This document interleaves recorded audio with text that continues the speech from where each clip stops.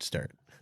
We started. Hey, we did. Welcome back to another episode of the Big Ass Cornhole Podcast, brought to you by Draggin Bags. It's actually just Draggin Bags. I was trying to jazz it up there, and it didn't really come off right. But anyways, head over to Draggin Bags because their bags always come off right, especially off your hands. So grab your sacks today over at dragginbags.com. Give the Charlie a whirl. It's a great fucking bag. I can't talk about it enough. Wow. Love it. Love it. So head over to Draggin Bags, drop code BIGASP12 at checkout. Save yourself a wee bit of money. Why not? Because it's a good thing to do. Over at dragginbags.com, grab yourself a set today. Welcome to the Big Ass Cornhole Show with Sean and Dane, the host you know, talking cornhole life and random fun. Grab a beer, let's get it done.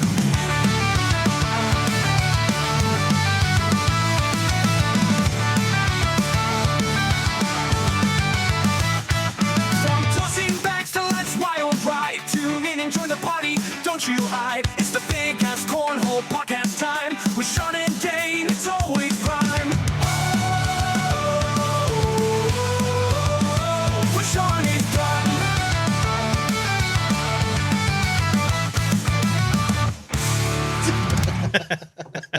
That's a great little intro. Well, welcome back to the Big Ass Cornhole Podcast. Sean and Dane are with you as always. What's going on, man? What's the haps, Broseph? Nothing, dude. How you feeling? Good. Recovered? Finally. Yeah. It took a minute, dude. Like I think today was the first day I woke up and I just like didn't feel sick. Yeah, that's an ass kicking of it. I didn't feel sick at all. I just felt run down like for a whole fucking weekend after that. Yeah. I kind of willed out whatever sickness was coming over. I'm like, no, I'm going to crush you with like positive thoughts and vitamin C. That's pretty much how I handle every illness. I'm just like, I'm not sick. And then it just kind of goes away faster than normal. It just kind of went away. So it was kind of nice. All right. So fun episode today. Always. But before we get into anything else, Dane, do what you do best every single week. Let the folks know what we're drinking tonight in our segment called What You Drinking. What you drinking? Well, I found myself a brand new little Southern Tier beer here. Southern Tier beer. Dude, Southern Tier is fantastic. We talk about them all the time, but they just dropped the 2X hopped. If you can see, the can is really cool. But yeah, that's an American double IPA. So already it's off to a good start because it has the word America in it, and it's delicious. Huge fan of Southern Tier. This one's another banger. Wow. Well, I know. Hard to follow that up, but we're going to try with some audio gold. So we're going to recap the Brighton, Michigan Open. We have some dramatic readings, and then we're going to be joined by ACL Pro, and he's actually going to be here this time. I swear to God. We promise. ACL Pro, Big Asp Cornhole player, sponsored player. Play. Oh, that's correct. I'm sorry. I put the hard R in there. Yeah, never use the hard R. Yeah, never use it. Mr. Jeremiah Ellis is going to stop by. Jeremiah. Good chat with him. Yeah. Like he's just a ball of fun. Yes. I love his like outlook to the game. It's a little 100%. different than a lot of other pros, and it's always fun to hear his insights because he's very real with everything. 100%. He doesn't leave anything on the table, and yeah, I always appreciate his input because he has been around the game for a long time. For sure. People don't realize it quite as often, but yeah, I love hanging out with Jeremiah. All right. Well, before we get into all that, we're going to let you know what's going on in our lives in a segment we call In and Around the Hole. Are you too good for your home? Answer me! So, all right. So, yeah. So we kind of hinted at it like right before What You Drinking. Yeah. So we had our St. Patrick's Day trip. We went to that's Orlando, lovely. Florida with the wives. It was an awesome trip. Yeah, had a great time. Honestly, the only downside to the whole thing was I'll probably never fly Frontier again. Yeah, it was just annoying. Like little dude, annoyances just that just irk me. Like, don't tell me that I can't use the overhead thing that's directly over my seat because you're saving it for the front row. Get out of here. They have their own fucking thing to put shit up in. Like, and first of all, if you want a sweet ass job, I'm telling you what, be a flight attendant for Frontier. Oh yeah, because they don't do do fucking shit. They walk around, they'll be like, "You want to get charged for a soda?" Yeah, like, right. Fuck I off, couldn't believe bitch. that. Like, yeah, it was so stupid. Thank God I was asleep during the whole time. Because Yeah, when I woke I mean, up, you had to pay for that shit. Luckily, like, thank God I will, because I know they do a lot of flights like to Colorado and shit. Yeah, no, yeah. I could not do that flight without like amenities and stuff. I know I No. sound bougie as shit, but it's what you pay for. Like, I'll pay that extra little bit to have a more Now I will say, joyful if you're flight just experience. going, if you're just doing like a quick day, like down and back, you don't have to check any bags. You just have a personal item. okay, like I can see it. Like they are cheaper flights. Yes. But they don't bundle shit. No. So you're basically paying for your ticket and that's it. And then they charge you out the ass for every tiny fucking thing. Everything. Yes, they like do. It's crazy. It is nuts. And like I just don't know how people travel within that. I mean, I guess I'm just a little too bougie of a traveler. Like, honestly, like it's almost worth paying a little extra now. Like, yeah. And I think really I is. am like, I mean, I travel light. Like I don't ever we bring both that do. much stuff, but it's like, that was I felt like I brought too much stuff for now, I had to end up checking a bag. We were trying to flight. avoid it, but Yeah. some of the stuff that we had ordered got in late that we were bringing down for prizes. So I was in shipping right now is just so astronomically stupid, expensive. man. It was going to cost me like $350 to like next day, like this package. Yeah. So I'm like, never mind. It's only $175 to check a bag. So we're gonna go ahead and bite that bullet and just go that route. So it's just annoying, but overall the trip was awesome. So we got in a little bit later than we wanted to on Saturday. We basically got to the house, we changed, hopped in an Uber, and we were out at the bar. Yeah. And I'm glad we went up there Saturday night. We were only up there for like an hour and a half, maybe 2 hours. Yeah, but it was good to just kind of It's just nice to hang out with Shane, sit down and actually talk to his wife for a little bit. yeah, and just see the bar, see the lay of the land, kind of get where we. Yeah, because I always forgot that like, you hadn't been there before. Yeah. Yeah. So yeah, it was good for me to see, and then Great people watching. yeah, and then had a couple beers there, and then Yeah. Sunday, let it rip at Epcot all day. The moment the park opened, we were there, and we stayed until nearly close, Yeah. and it was the most perfectly timed Disney day I've ever had in my life. Yeah.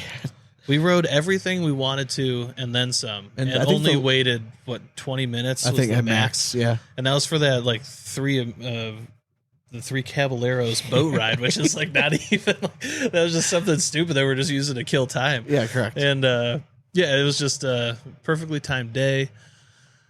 And yeah, when you Food was great. The drinks were great. just when you adult Disney, it's just a different level. You just have to go in there with the mindset that it's expensive, It is expensive, and you're going to spend money, but you don't worry about it until you get home. Exactly. You know what I mean? You're there to experience Disney magic, and it just happens to include your credit card. My wife was blown away that she's like, "How many margaritas did you buy down there?" I'm like, "Just two." I'm like, "I think Dana and I each got one." She's like, "It was $26 for a margarita." I'm Oh, like, yeah. oh yeah. But it was well worth But I'm it. like, these are top shelf. I told her, I'm like, why do you think I go inside? Yeah. I'm like, 'cause these are that's top the- shelf. Like That's the mark. Oh. And I felt a little guilty drinking it as fast as I did, Oh, but dude, it was it's so delicious, man. God. I just couldn't stop. But I mean, every beverage was on point there. I don't think I went a half hour without having a drink at some point. Like I was literally just stopping. I'm like, But yeah, when you're just- walking around that much, like it just doesn't like doesn't hit I don't you know the same, yeah. exactly. And we're eating here and there Yeah. and going on some rides and stuff. I will say the Guardians ride is worth every penny. I want to say 1,000%. I would wait 3 hours for that ride again. Like it was incredible. Most intense roller coaster I've been on. It's like cool. It's just it's so different than any other roller coaster you've ever been on. So like I highly recommend going to check that one out. It actually made my wife throw up, which That's wild, she man. doesn't do that ever. It did hit her like a little later in the car ride And home. I but didn't realize it that it happened so early into the car ride. I thought when we first pulled up that it was like, hey, she's gonna make it, and then she threw up like as you guys were pulling in. no, it was like in the car for 5 minutes, and then Yeah. Again, it's just little baby throw ups though, so it wasn't too bad. Easy cleanup. But yeah, I was shocked that it hit her that hard. Yeah, but it happens. It man. does happen. We were drinking all day, and yeah, that's the thing. It's like she would hang with us, Yeah. and she was mixing stuff like we would. I guess I don't have as much of an issue mixing stuff. I don't really. Yeah, alcohol's alcohol. Yeah, I mean, I had a few Smittix. I had a margarita. I had that stuff from that liquor slushy from France. Yeah. Whatever. Like whatever. It's all good. It's all going the same place. But I think that probably had a little bit to do with like all the mixing and stuff. So. Oh yeah, but then lo and behold, we rose like champions, and we were back at the pub bright and early. at open right at 9 a.m. And that was a late night too because we stayed out. Stayed up talking with Barry Yeah, for we're quite a chit-chatting minute. Yeah. having some more beers by the pool, just doing our thing. So yeah, then woke up and can't say enough about the pub, the hospitality, the crowd there was epic. Oh yeah, I we think met some really cool people. When we first got there, I had a run of like 30 straight people that I introduced myself that all had an Ohio connection of some sort. That was weird. It was so It was weird. I'm like, literally walked up to this random guy he like took a seat at the bar and then he realized what we were doing. Yeah. So like he got up and went and got a table for him and his buddy. I walked over there just to give him a shirt and like say thanks. And lo and behold, he like grew up in Youngstown, went to college in Kent State, lived in Cleveland with his wife, and then recently just retired and moved to Florida. His buddy that was meeting him was from Ireland, worked with him in Cleveland, and then also just retired and moved down there to Florida. I'm like, oh my God. Like, yeah, it was like just one after another. It was pretty funny. That's crazy. We were called legends by an Irish pub bartender. Yeah. For the sheer amount of Smittix that we could put away and could like hold our shit just fine. When you guys heard the episode, I mean, we were definitely feeling it a little bit, but it wasn't, we were totally coherent. And I think we actually scared our wives a little bit because how long were we there for? 10 hours? Yeah, I mean, we left right around 9 to like 7:30, 8 o'clock. Yeah, it was like 11 hours. Yeah. Yeah. Well, yeah. So we ended up just, the bar started getting a little too packed for us to like even have our equipment up. So we're like, yeah. It's time to call it a night. So we had enough interviews and exactly. I just wanted to go back. Gave away all the stuff we had, and we're like, all right, well, now it's time to go back and kick it. So back and kicked it. We did. Had some more beers. Hung out, and then seeing a theme, and then the next day we went to you guys went to Animal Kingdom. Yes. And then we went to Magic Kingdom in the beginning. Then we all met at Hollywood Studios. And you finally got to ride Smuggler's Run. I did. I loved it. It was fun. It's a fun interactive, not as good as Rise of the Resistance. I got to ride that one. It's been a few years. I would take that one over. But again, Smugglers was still very fun. It was just a more updated version of the crappy not to make Star this Tours. was not like obviously a Disney podcast, but like it was supposed to be crazy crowded. Dude, I don't feel that one bit. At Epcot, it was a little crowded, but like when you're walking around like through the countries and stuff, it wasn't that bad. Yeah. But when we went to Hollywood Studios, it was like by 7 o'clock. I mean, we basically walked on Smuggler's Run. Yeah. Like, and it was also like, I mean, it was like little. It was Tuesday, so like I'm wondering if that had something to do with it. Yeah, like, maybe, but it's still a spring break time in Florida. Yeah. I mean, they're expecting like their busiest weekend. And I don't. So one of our cousins that lives down there, he was saying that at nighttime all the other parks get empty because everyone goes to Epcot to eat. Yeah, because it's like that festival right now, so everyone wants to go over there and try to like all the different foods. Well, and stuff, that makes sense. So it opened us up. Yeah, it was great for us. Go hang out at the cantina. And the coolest experience in Disney for the whole trip, though, was walking out of there being the last people in the park. That was pretty sweet. It was dope walking through there and not having a single soul because we stayed at that cantina until we closed that bitch down. Yeah, I mean, until they kicked us. They were kicking us out. So, yeah.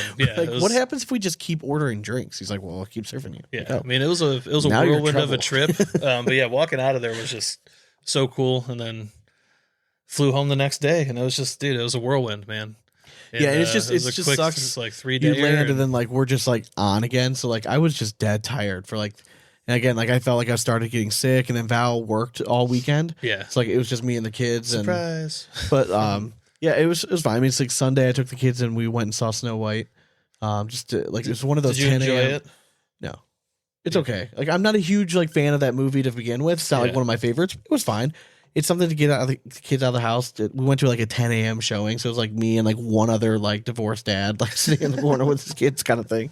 Yeah, it was. And then what did we do Saturday? I'm trying to remember. Oh, we took mom and dad out for their anniversary. Yes, got a little Mexican. Mexican. That place is just smacks, dude. It's so good, and it's just simple, authentic Mexican food. Like, for sure, can't go wrong. Yeah. So like it was one of those, like my wife worked all day. She's like, can you drive later? I'm like, yeah. So I'll only have one margarita until you can have two. And that's how this is going to work.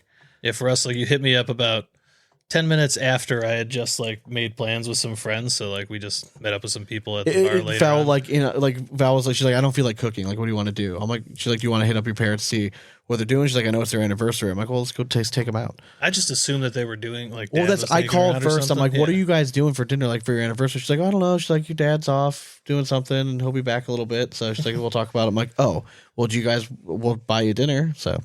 And then we did take them out to brunch the following day. So for sure. We went out to West Siders, which if you're in the Cleveland area, phenomenal. Dude, phenomenal. It's not like a destination that you're gonna find easily. One of the better. My favorite is Grumpy's Cafe. Yeah, but I'm just saying for like a good quality like bar brunch, they take it to a new level. Very true. Bloody Mary was phenomenal, which I always judge a bar by its Bloody Mary, and they're on point. Fair enough. I mean, they have a cute bartender that works there too on Sunday mornings. His name's Robin. You guys might know him. He's been on the show a couple times. But best bartender. I think he's going to be on next week. Oh, is he? Okay, he's cool. He's going to come out Monday. So we'll get him on, and we did have another development when we were in Florida. We did. Now we're going to Texas this weekend. Yeah, we are. Yeah. Surprising quick development. I mean, we were just because we had this trip, we were like, can we really swing taking another trip right after that? And then Dan hit us up, and he's like, we want you guys to come down. So we fly out from Cleveland to Amarillo. I think it's 5 a.m. 5 a.m. Saturday morning. And then we fly back. I think we're back in Cleveland by noon on Sunday. Yep. So it's 31 total hours. Yep. I'm not even getting us a hotel room. Yeah, I kind of was thinking that too. I'm like, what the hell's the point? We'll go somewhere and eat real late, and then we'll just go to the airport and just chill. Yeah. I mean, I don't even know if they can let us through security at that time. But I'm sure there'll be one of them that's open at somewhere. Maybe. I don't know. Probably not. Amarillo's a tiny airport. We'll figure it out. Might not even be we'll open, rough it. But whatever. I mean, I figure like if I just have to stay awake, I'll stay sleep awake. in a hotel lobby. I don't give a shit. Yeah, that's true. What are they gonna do? Kick me out? Be like, oh, I'm waiting for my Uber. Yeah, that's true. So you're snoring? Yeah. So. Did you hear my phone ring? But I am excited. So this is the Melissa Lambert. Is it the third or fourth? Third? I think this is the third annual. So third annual. This year it's in Amarillo. Yes. So it's at a bigger venue. I think it's like $14,000 in guaranteed payouts. Yeah, it's a fun tournament. So too. You're gonna. I know last year it seemed like most of the top players from like Arizona and a lot of them from Texas were all at this event. Yes. I'm hoping if you're listening to this and you're in those areas, make your way out. This is for a really good cause. The Melissa Lambert Foundation basically is like a scholarship program for a student in like the trade school, right? Yeah. It's given to somebody every year. Yep. So it goes to a really good cause. So I love going to events like this. We're definitely playing in the event. Yep. I think Dan's throwing us an open. Why not? Why not? So we're going to be in the open division. So we'll probably be out quick, and then they are live streaming it. So we'll make sure we share that to our mics. Yeah, we're gonna hop on the mics and get we'll a little have content. our own little. Yeah, we're not going to bring our whole setup. No, but just I too want to quick get some of a trip. videos. But we are going to do do some videos. I've been saying this forever, so I'm gonna hold us accountable right now. Okay. Right? So fans can hold us accountable. All right. We're gonna do a vlog of our trip. So just for the record, he has said this for every trip we have ever been on. I forget. To the point where we usually get our first like 2 videos in the airport. Do you know how many times I have Sean's videos of myself when I first wake up? I'm like, all right, it's like 6 o'clock, gonna get ready. Yeah. Head to the airport, pick up Dane. And I record myself like, all right, heading over to get Dane, and then I just forget, and it's like the end of the trip. I'm like, oh fuck, I didn't record anything. Damn it. Yeah. So. We'll try to jazz it up and make it funny. Like going to get Dane, I'll just be butt ass naked. What? Why'd you just come out of the stall like kinda that? Weird. Kind of weird. I did go to a simulator again. I thought I was going to quit golf after the time before that. We went to simulator with Dad. Yeah. I was slicing the ball like 60 yards every time, and I could not figure it out until I think the last 5 minutes we were there, and you basically like said that you needed to turn the screen or something, or you thought the sensor was off. It was definitely off, yeah. And the only reason I was getting pissed is because, especially with my driver, it was slicing 80 yards. I've been hitting that thing. You saw it when we went the other day. Like that's been the best club in my bag, as pathetic as that is. Yeah. I've been hitting that thing on a rope, 230, you know what I mean? Just like straight. And no slice at all. And like everything felt normal. Yeah. Like I wasn't doing anything different than I normally would have. So I don't know what it was. But Dude, it's... I have the itch that I want to get out so bad. I looked up at that sensor like about 3/4 into our night there, and I'm like, dude, that thing looks fucking crooked. Like I was literally, it was like sitting at an angle compared to the rest of them. And I'm like, because I'm not a big slice guy. No, you're not at all. I'm very much a just solid contact. And If even anything, my shit you was pull. fucking slicing. Yeah, I always pull everything, but everything was hooking. I'm like, what the fuck? Like this is not my game. Like I know. Yeah. I've golfed enough that I know that like when I hit a good shot and like how it should fly, even at a sim, and like it was just not working out. But then we recovered, went and did brew kettle, got like saw that we can actually hit a ball straight, and it felt good again. So we picked the right course too, because it was like that the first 4 holes. I mean, everything was like driver, we'd hit like 240, 250, and then we had like 70 or 80 yards in. Yeah. You know what I mean? So like it was nice to settle into a club. Like, okay, like now I know this. I still think the distances on those things are so jacked up. Yeah, because I mean, sometimes I boom the ball there, and then other times it just doesn't go anywhere. So I don't even know, man. It's very frustrating sometimes playing simulator golf. It is, but golf is fickle. I'm like fighting the urge to go out like as soon as I can. Yeah. So I forgot to mention too, if you want, April 5th at 7 p.m. April 5th. Do you have anything going on? What day is that? I think it's a Saturday or a Friday. I don't know. Yeah, I'm gone. I'll be in Indianapolis. Oh, that's the weekend you're gone? Yeah. Okay. Why? Well, Kevin Fairchild that's asked us to go out for I wish TJ's I could. birthday. Yeah, I wish I could. That's all right. I'm gonna go out there and swing. Why not? So before we get into like the recap stuff, I want to give credit where credit's due. Yes. Please do, Sean. Back on the episode that dropped on March 12th, right?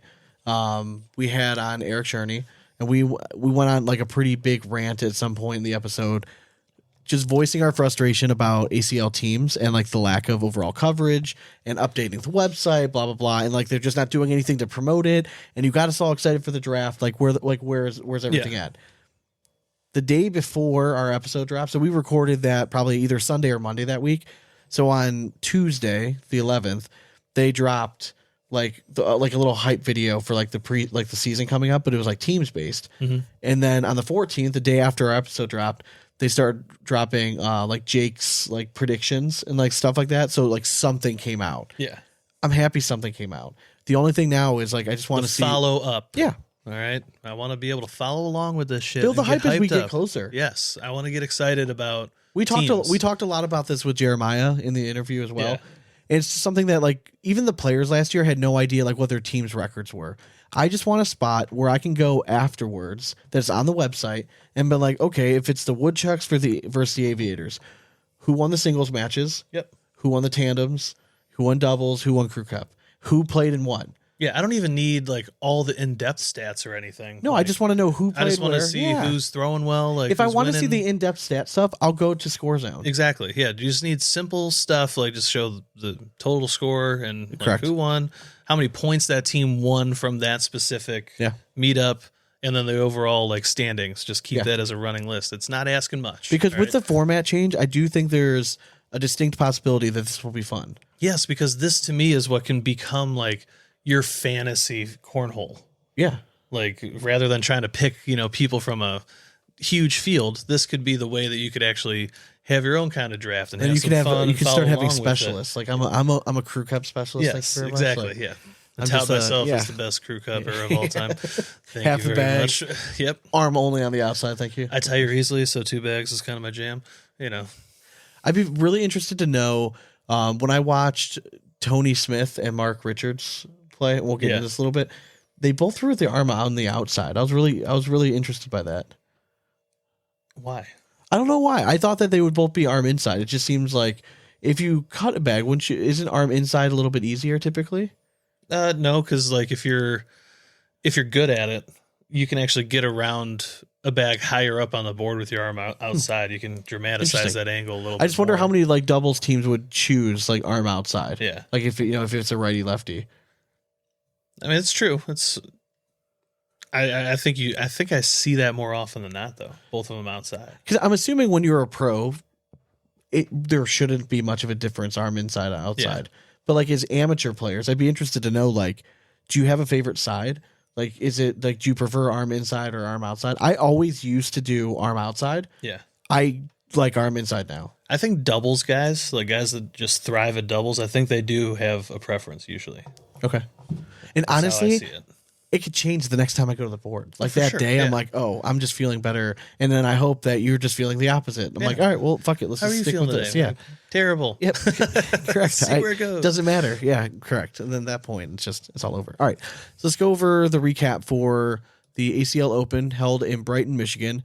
I was bummed that we couldn't get there. It was only 2 hours away. If my wife wasn't working, I would have figured out a way to get out there at least for a day. Yeah. Wife was working. Parents had just gotten done watching the kids for 5 days. I wasn't going to ask them, be like, hey, hate to do this to you, but like, can you watch them for another full day? So it is what it is. I watched a lot because I was around the house quite a bit, so it was nice to kind of see everything up. Yeah. So if we start off with singles, if you had this in your crystal ball, like, you're a genius, because Jordan Power takes it down. Look at that. He's a singles guy now. Back to the hometown. No more just doubles Jordan Power. We got singles Jordan Power. And he threw like a 10, 6, 7 or something like that across the whole day. The dude was just feeling it. Apparently loves the bags. He seems just very content right now. Yeah. And again, the game is better when guys like Jordan Power are in the mix. You don't have to go out there and win everything. Yeah. But when you're in the mix and you're playing well, it's very fun. He takes it down. He takes out Tony Smith, who, again, we were talking about last week.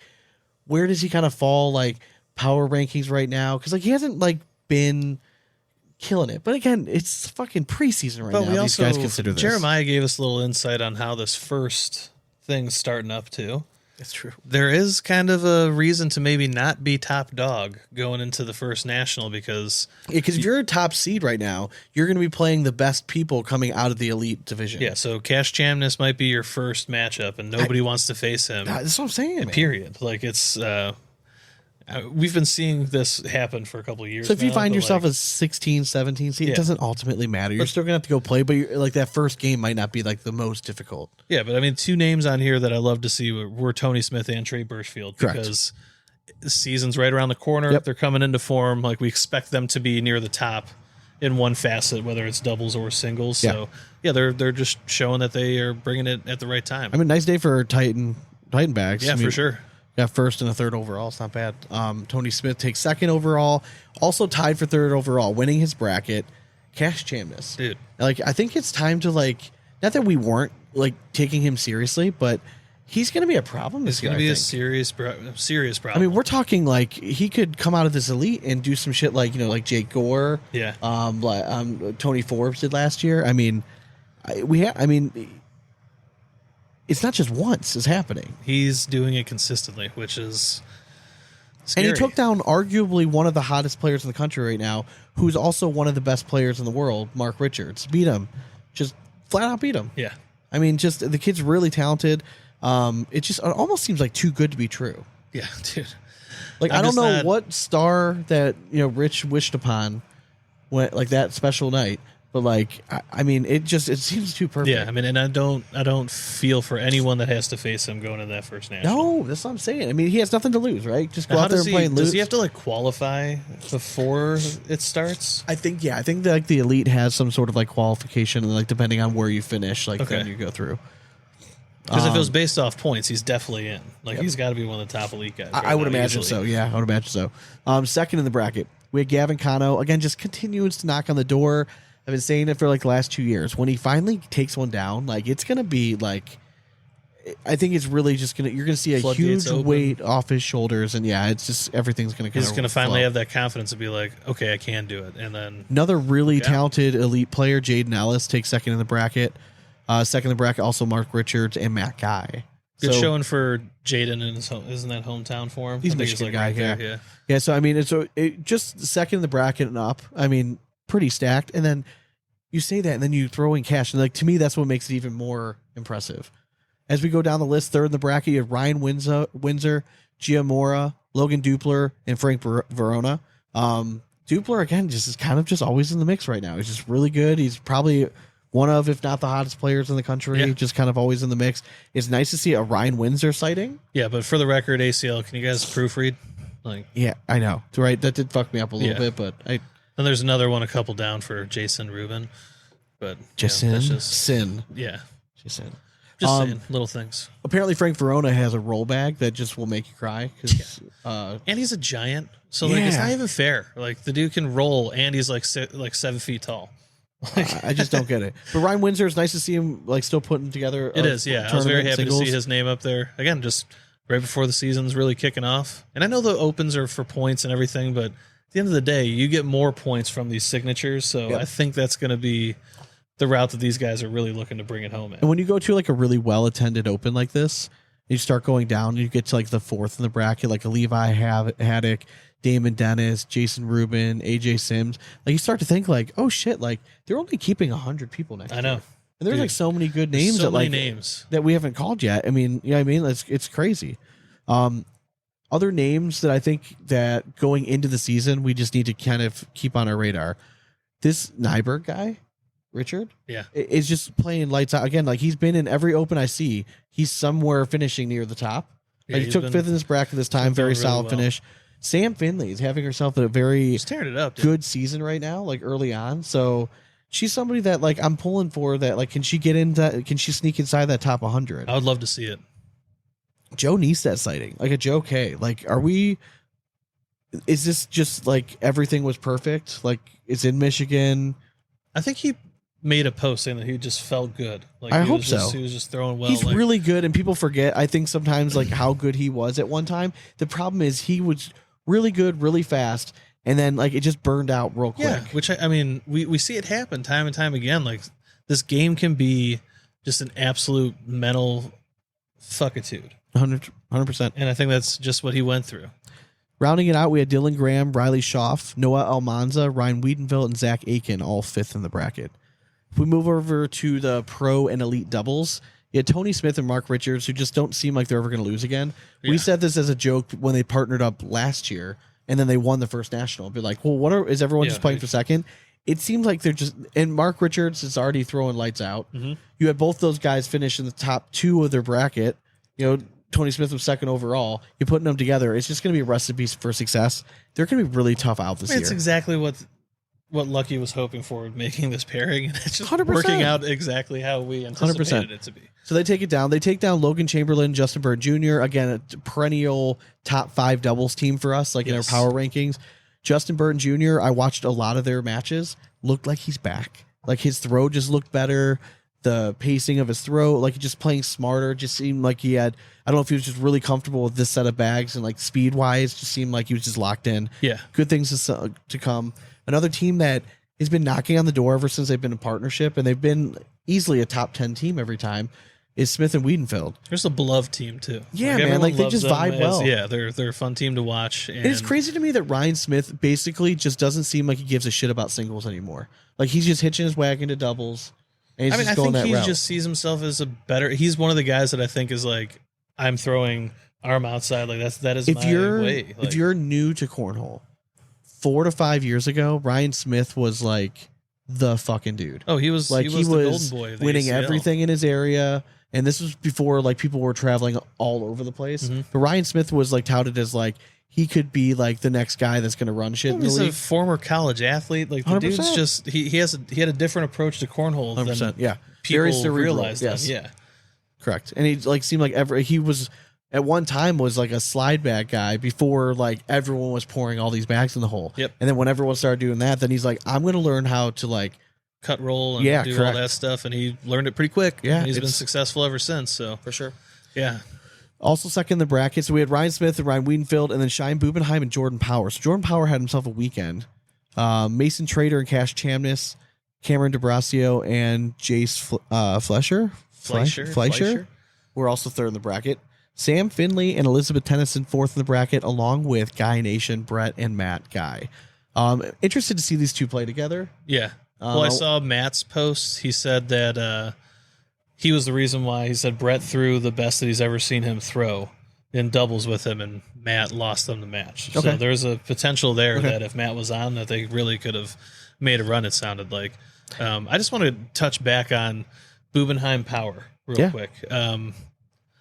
Where do you put them in like a power ranking right now together after this performance? Because they're an interesting team. They're still outside my top 10. I agree. Yeah. But I don't think they're that far outside. No, they're probably top 15.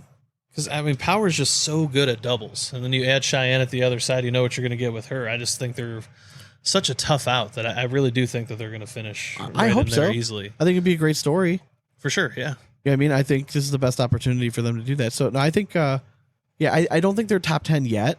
But this is a good showing. Like, I think they're definitely top 20, maybe top 15, like right around there, maybe 16, 17. All right, now finish out the onslaught of all the fifth in the bracket and seventh in the bracket. Yeah, fifth in the bracket. Yeah, fifth in the bracket. This is when it starts getting interesting. You got Jeremiah Ellis and Devin Harbaugh. First time pairing up this year. We get into a lot of details with that. Yeah. They're just trying to figure out how to click right now. Yeah, for sure. I mean, they're two very talented players.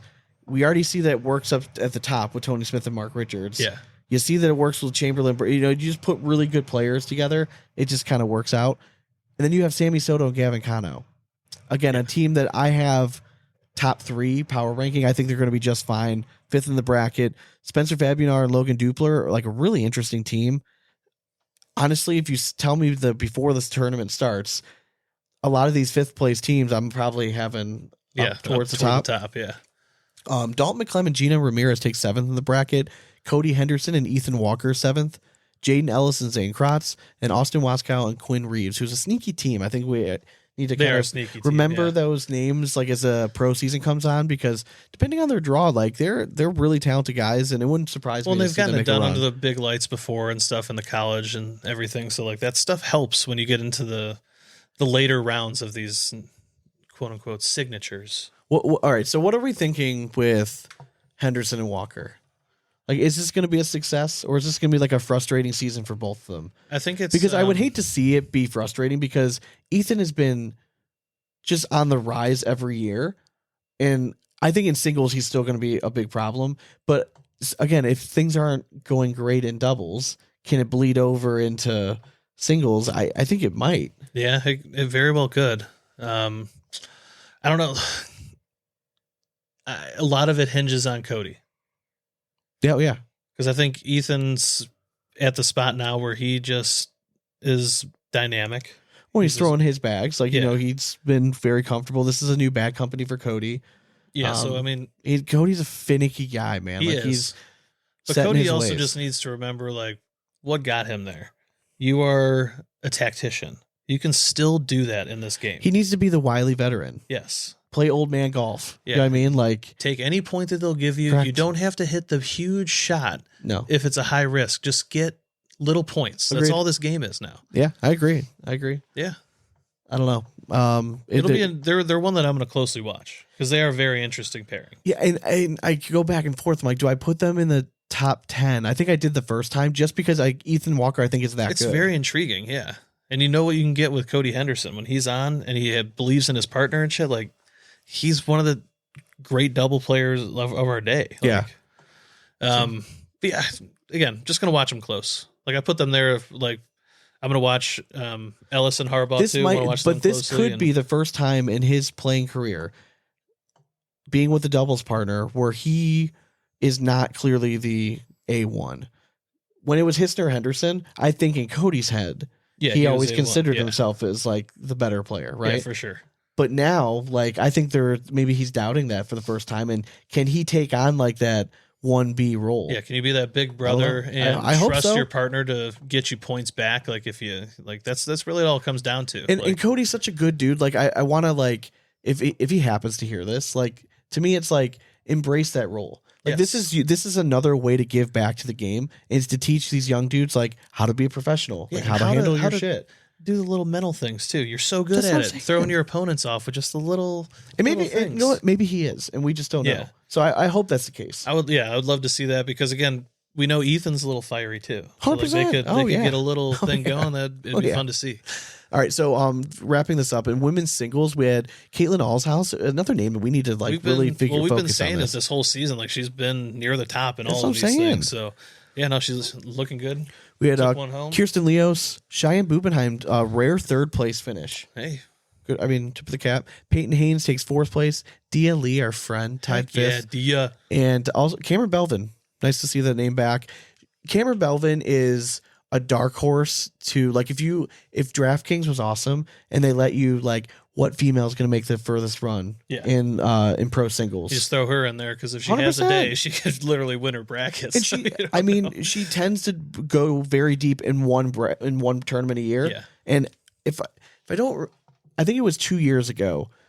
I think it was the first tournament of the year. She made it like all the way to the bracket finals. Because I think we were there that year. She faced off against Damon Dennis. Yeah, just like on fire, like just couldn't miss kind of thing. Yeah, so we know she can do it. 100%. Obviously, life's a little bit different. Yeah. It took Cheyenne a little bit of time maybe to adjust last year. Cameron, I think it seems like she has everything wrapped up. Yeah, so like, it seems like everything's going pretty well, but she's very talented. It would not shock me at all, like, to see her like qualify again. Yes, I mean, she is just that good. And again, it's a very simple game, but she just does it very, very well. Yep. Well, when her airmail is at a high clip, she's just hard to beat. The women's doubles team that is just continuing to be issues for everybody is Cheyenne Bubenheim and Gina Ramirez. Yes. I'd be very interested to see how well they would do like as a pro team. I would too, actually, because they throw a very similar style. Yeah, and I mean, there's other very talented like women's doubles teams that do very well in pro that they're beating every time they're playing in women. So I don't know. Is it a mindset thing? I mean, I think it's maybe a little more confidence when it's just think so? an all women's field, just because you have Cheyenne on your team, like, or just 100%. You do have that. Yeah, you have like we'll call it the Mac Guy effect, like exactly. the Cheyenne. 100%. Yeah, so she's just. I think that vote of confidence when it comes to the women's side is just it's hard to match when you have the full field in front of you. Agreed. Sweet. All right. Sweetness. Dramatic readings. Let's do it. In a world where bean bags have brought men to their knees, social media serves as sanctuary for keyboard warriors. Time for the dramatic readings.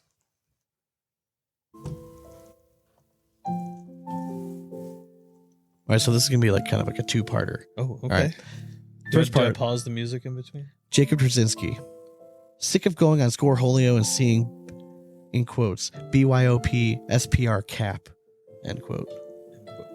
And then in the comments, Chris Tornatola, all right, the Tornado, fan of the show, love Chris, goes on a very long recap of basically how Jacob got started, right? Yes. But I want to read his last little bit, all right?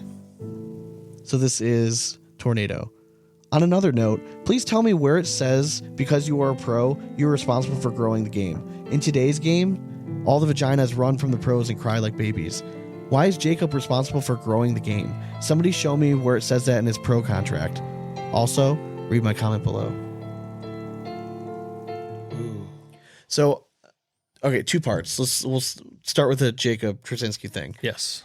Obviously, like it's easy for you guys to like complain about it because like you want to go there and win other like the people like us that just donate money. Like I get it, but at the same time, I would argue, do you see like NBA players? Do you see MLB players like just going up to like showing up at our rec center and like playing like pickup games with like cash games? Yeah. Like you just don't see it. Like you're a pro because you have an opportunity in a pro league to go win like pro money. Yeah, and we're reaching the point now where people are just kind of sick of donating. Yeah. And they want to just have fun and be competitive. And sometimes these SPR cap tournaments they're fun and people want to go to them because they just want to have a good time. Yeah, they want to feel like they want to feel like they are in the right level of competition. Yeah. Because you go there and you get your shit pushed in the first two games by a pro, like it kind of sucks. Yeah, you don't want to stick around. You don't want to stick around for that raffle and shit that's going to be there. Like you're pissed. And I know all the people were like, "Oh, the vagina's like you just got to work harder." Some of us like don't. First of all, like don't care that much, and B like don't have the time to invest. Yeah. In traveling all over and to practice and stuff, and they just want to go have a night. I can't speak to like how many of these cap tournaments are going on, but I can get why the pros are frustrated. Yeah. But at the same time, you got to put yourself in the shoes of like the amateur player. Mm-hmm. Sometimes we don't want the big boys around like fucking up the shit for the rest of us. It's like, I'm sorry, there's an open this weekend that you could potentially win 1,500 at. Go to that, like instead of trying to take this. But yeah, I mean, I think pros forget that the reason this game took off is because of the people that never win money. Yeah. These are the people that thoroughly enjoy going there for the atmosphere, the competitiveness, but they're not expecting to bring things home. And this is 99.9% of the players out there in cornhole. There's going to be a crowd out there that says like, "Oh, but I want to play against the best competition." Good. That's why they have opens. Yes. Now go try to become a pro. That's just fine. Go pay for the elite division. That you can go play against them all. PPR cap is like, that's your jam. Then go play in that and try to win it. And like, if you do, then go face off. Like that's who it's designed for. Like but there's events that pros get to play in that like we can't play in. So do we get to like? Does that suck because we? Yeah. Can't How go come play I in these can't go tournaments? play in the pro bracket and the signature series and try to get on ESPN? Like, yeah. Why haven't we? Hell? You had why all are we these special? You had all these influencers on ESPN last year for like the little celebrity thing. Well, you didn't even ask us. Like what the fuck? Like you want to see know 90%. You want someone that can take on Shamar Moore? Put one of us on the boards, like somebody that actually fucking plays, and we'll show you what's up. I mean, and we'll put on a show too. This would be a content world, but I'd be a little nervous if you had like Tony out there. Like we can't do anything worse than that guy. That's true. I mean, I would face Shamar no problem, and I would destroy it. I saw his game. Yeah. So anyways, side rail. The second part. I have one more too. Oh, you have a second piece to this too? So the second part was Chris. Yeah, it was Chris. Okay. I can't get over the fact that like that is just the wrong stance to have.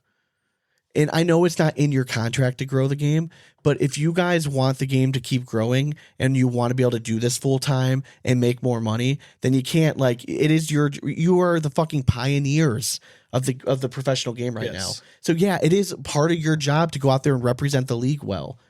And whether you're signed up for it or not, for the ACL. You're an ambassador, you're a role model. I mean, that's what every single player, and yes, there are rules in that contract, not about growing the game per se, but there are morality clauses in there and stuff that you have to adhere to, which to me is being an ambassador of the game, period. So, if you go to an event and somebody finds out like, oh, he's an ACL pro and you're an asshole, they're going to be like, oh, I met an ACL pro. They're assholes. Yeah. And they make a general assumption. It happens all the time. It does. You know what I mean? So like you do have to be like, and I have to do the same thing myself, especially when we're in a tournament playing. Like I'm a hothead. I get it. Yeah. So like I would, but like 10 minutes, like 5 minutes after the match is over, like I'm good. Like, but like, especially if I'm playing bad, I'm not trying to be all chummy. Yeah. Like, you know what I mean? Like I'm already in my own head. Where's there a quiet space? Preferably padded walls. But I just thought it was a really surprising take from a guy that's represented the ACL so well and has traveled all over the world playing the game, that like you don't think pros have some sort of obligation to like be ambassadors of the game and try to attempt like and to grow it. Because like, okay, growing the game is such a broad term. Yeah. What you're talking about is you want to represent the game in a positive light to then maybe influence others to try to join, right? For sure. So all you have to do is be a nice guy. Sometimes that's it. Sometimes it's not bitching about like not being able to go to a tournament because you can't win more money. Like I don't know what to tell you. Yeah, my thing is like the post didn't start need your to own be fucking made from, start your own run your own tournament then. And I mean, all I'll say to Chris is like, would it be a different tune if it was not your boy? Yeah. Oh yeah. 100%. Like, you know, if I don't know, like Alex Rawls made that post or something, would you approach it the same way? I mean, I get it though. You're protecting your guy. It is what it is. For sure. I actually had a dramatic reading as well. Yeah, this one was actually not on Addicted to Cornhole. Oh, just wow. a post. All right, sweet. From Nick Nabe. Oh, I saw this one. Throwing between the legs on a live feed in an actual game. First round when both players did it. Okay, kind of funny. When you're up 19-7 and then start doing it for the win, a little disrespectful. So I was actually trying to look for that. I did not find it. Yeah, I wasn't able to catch it either. But I don't know who was doing it. Yeah, so I thought. Did someone comment who was doing it? Let me see. Okay, so first of all, like I completely agree. The first round, if they both are like agreement, like, hey, our last bag we'll throw underneath their leg. All right, that's fine. 19-7, if you're, I don't know, man. Like part of it's like if you don't like it, then score points. Like he's giving you an opportunity where he's not throwing his best bag in the hole, so then try to do it. Is it a little disrespectful? Yeah, but guess what? You earned the right because you're up 19-7. And it's cornhole. Just have some fun with it. If I was going against it, I'd be fuming. But like looking at it outside objectively, my thing is like if they hit that though, I'm like, God, I'm bad. Like I'm bad right. at Like cornhole. correct. Like I picked the wrong game. Do that. I'm not flexible enough to hit that shot. Yeah, correct. So yeah, I mean, is it disrespectful? Yeah, but that's the intention of it. 100%. That's kind of how I see it. So or it wasn't, and they were just messing with. Yeah, maybe they're buddies. And yeah, like correct. they just do that shit all the time when they face off against each other. It is what it is. But yeah. I don't have any issue with it. I don't know. Like I'm a little old school when it comes to that kind of shit, though. Like, agreed. I think that was you. actually the last one I had too. Same post. Look at us. How about that? Hot damn. How about that? All right. You want to cue the rap horn? Sure. Do I ever?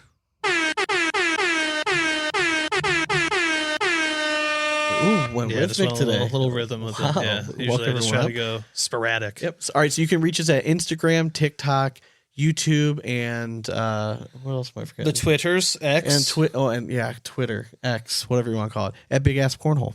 And Facebook is the one that's left. You can find us at Big Ass Cornhole Podcast. Thanks again to Draggin Bags. Y'all best. Are awesome. Can't wait to throw them this weekend. Give Dan a big old hug as soon as we get off that plane. I'm looking forward to it. So Dan, if you're listening to this, if you could have broken in bags. Yeah, that'd be awesome because I don't plan on flying with bags down there. What's the point? It's Cornhole Tournament and our sponsors either Charlie's or Power Dragons. Yeah, we'll find some kind of bag for us. It'll be great. But yeah, Draggin Bags, drop code BIGASS12 at checkout. Join the movement, man. Catch the fire over at dragginbags.com.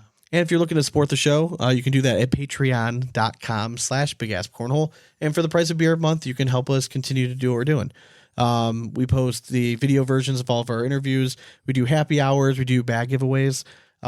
Like the other day, I posted on Patreon, hey, Jeremiah Ellis is coming on the show. Here, if you comment below a question, you're going to be eligible for a bag. Yeah. 2 people commented. Guess what? I'm just going to send you both sets of bags. So Davin, Steve, Witherspoon, if you guys are listening right now, I'm going to message you guys either Wednesday or Thursday, depending on work, and I'll get you guys the addresses and send you guys out some bags. Oh, yeah. And then one quick PSA. Our good buddy, Jimmy Sear, is going through some shit right now. Yeah, so, man. I did see that there is actually a GoFundMe out there now to help out. Yeah. So okay, I think I'll share that. I think his sister put it up or something. Okay. So, we'll be on the lookout because I know. So if you are a cornhole company of any sort too, I know there's some stuff going on in the works that they're going to be trying to do like a benefit tournament. Yes. Run through our former Boys the Doghouse guys, who Jimmy was a proud member of the Doghouse. So, yeah, I hate to hear. So I messaged him the other day saying if he ever needed anything, he's going through some tough stuff.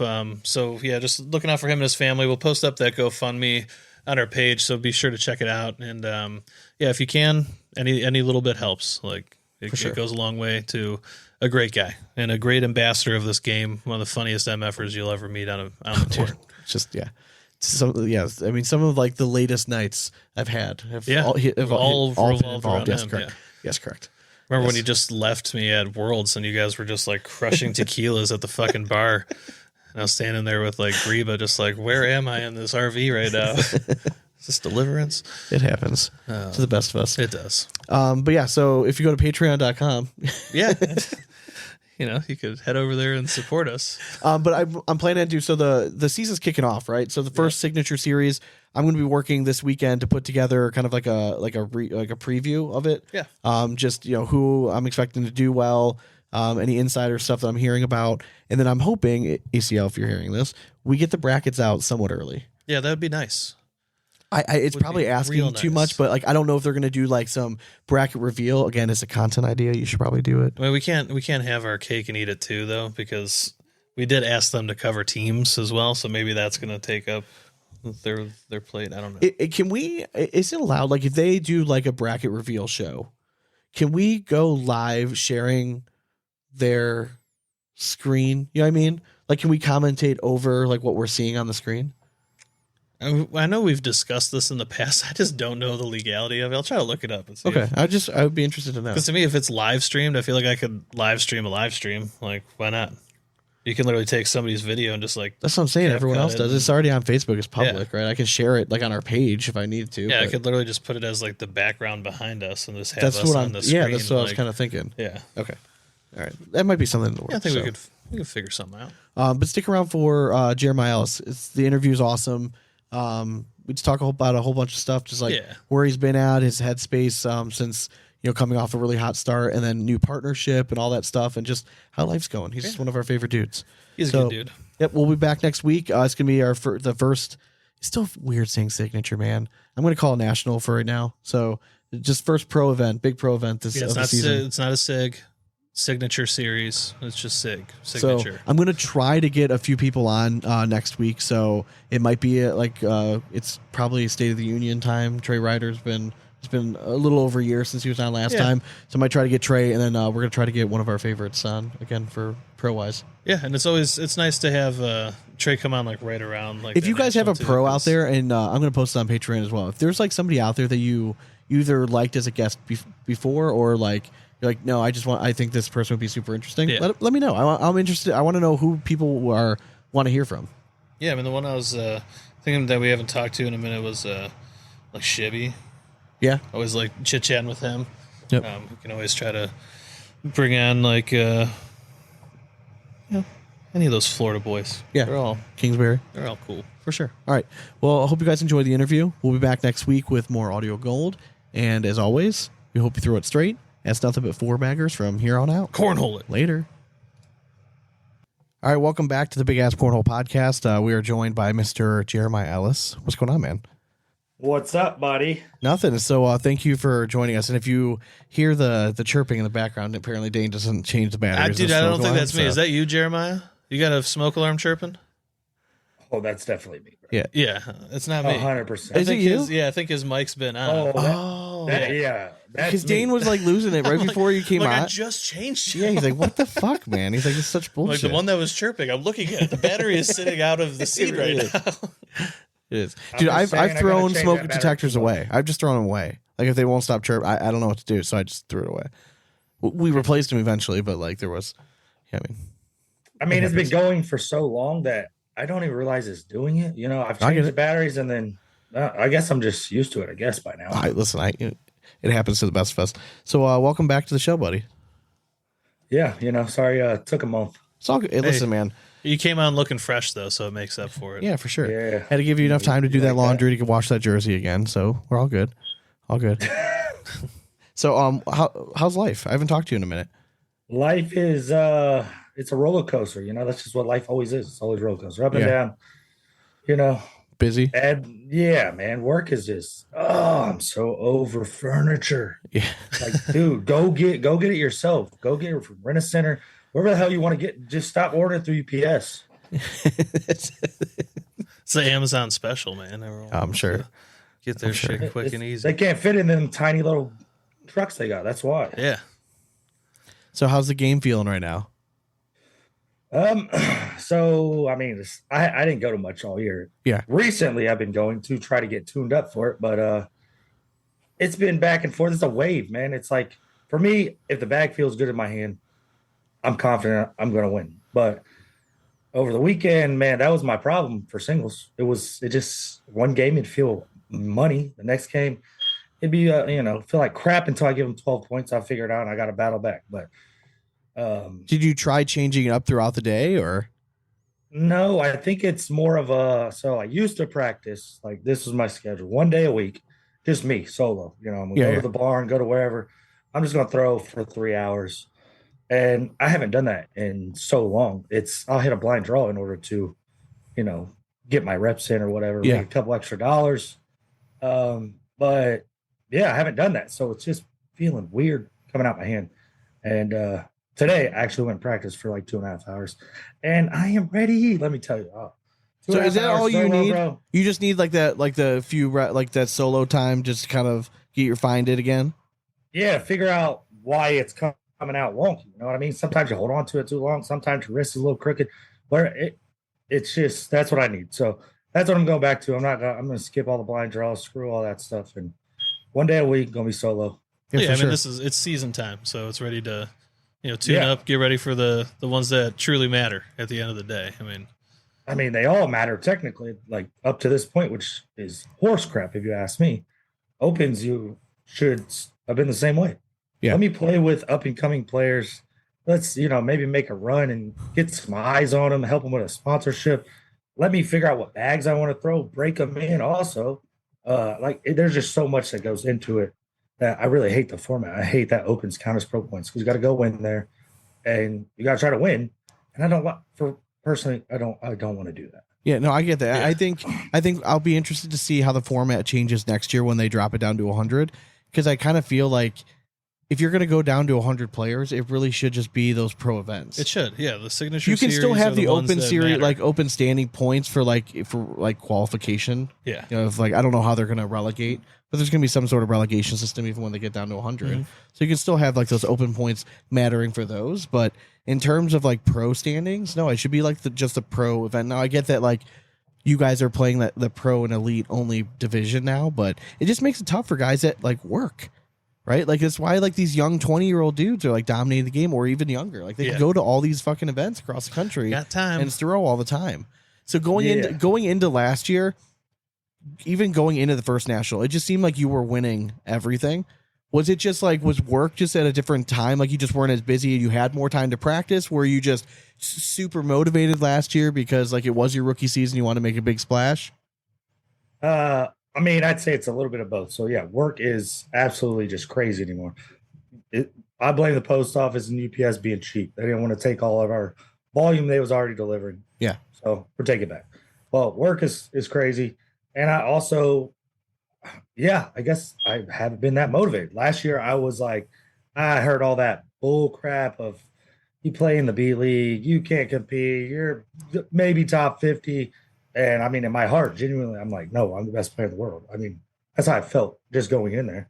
So, yeah, I was extremely motivated and I stuck to that routine. I'm just going to go back to my, old routine. I'm going to ditch the blinds that going in, people want to see me hang out, kick it. I'm a party. I'm a riot, bro. Plain and simple. Everyone want me to come. But I'm going to go back to my thing because it's go time now. Like you just said, it's go time. And I got to figure out, me and Devin's just got to figure out that chemistry.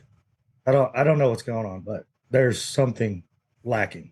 Well, so when did the lacking start? So obviously you start off last season.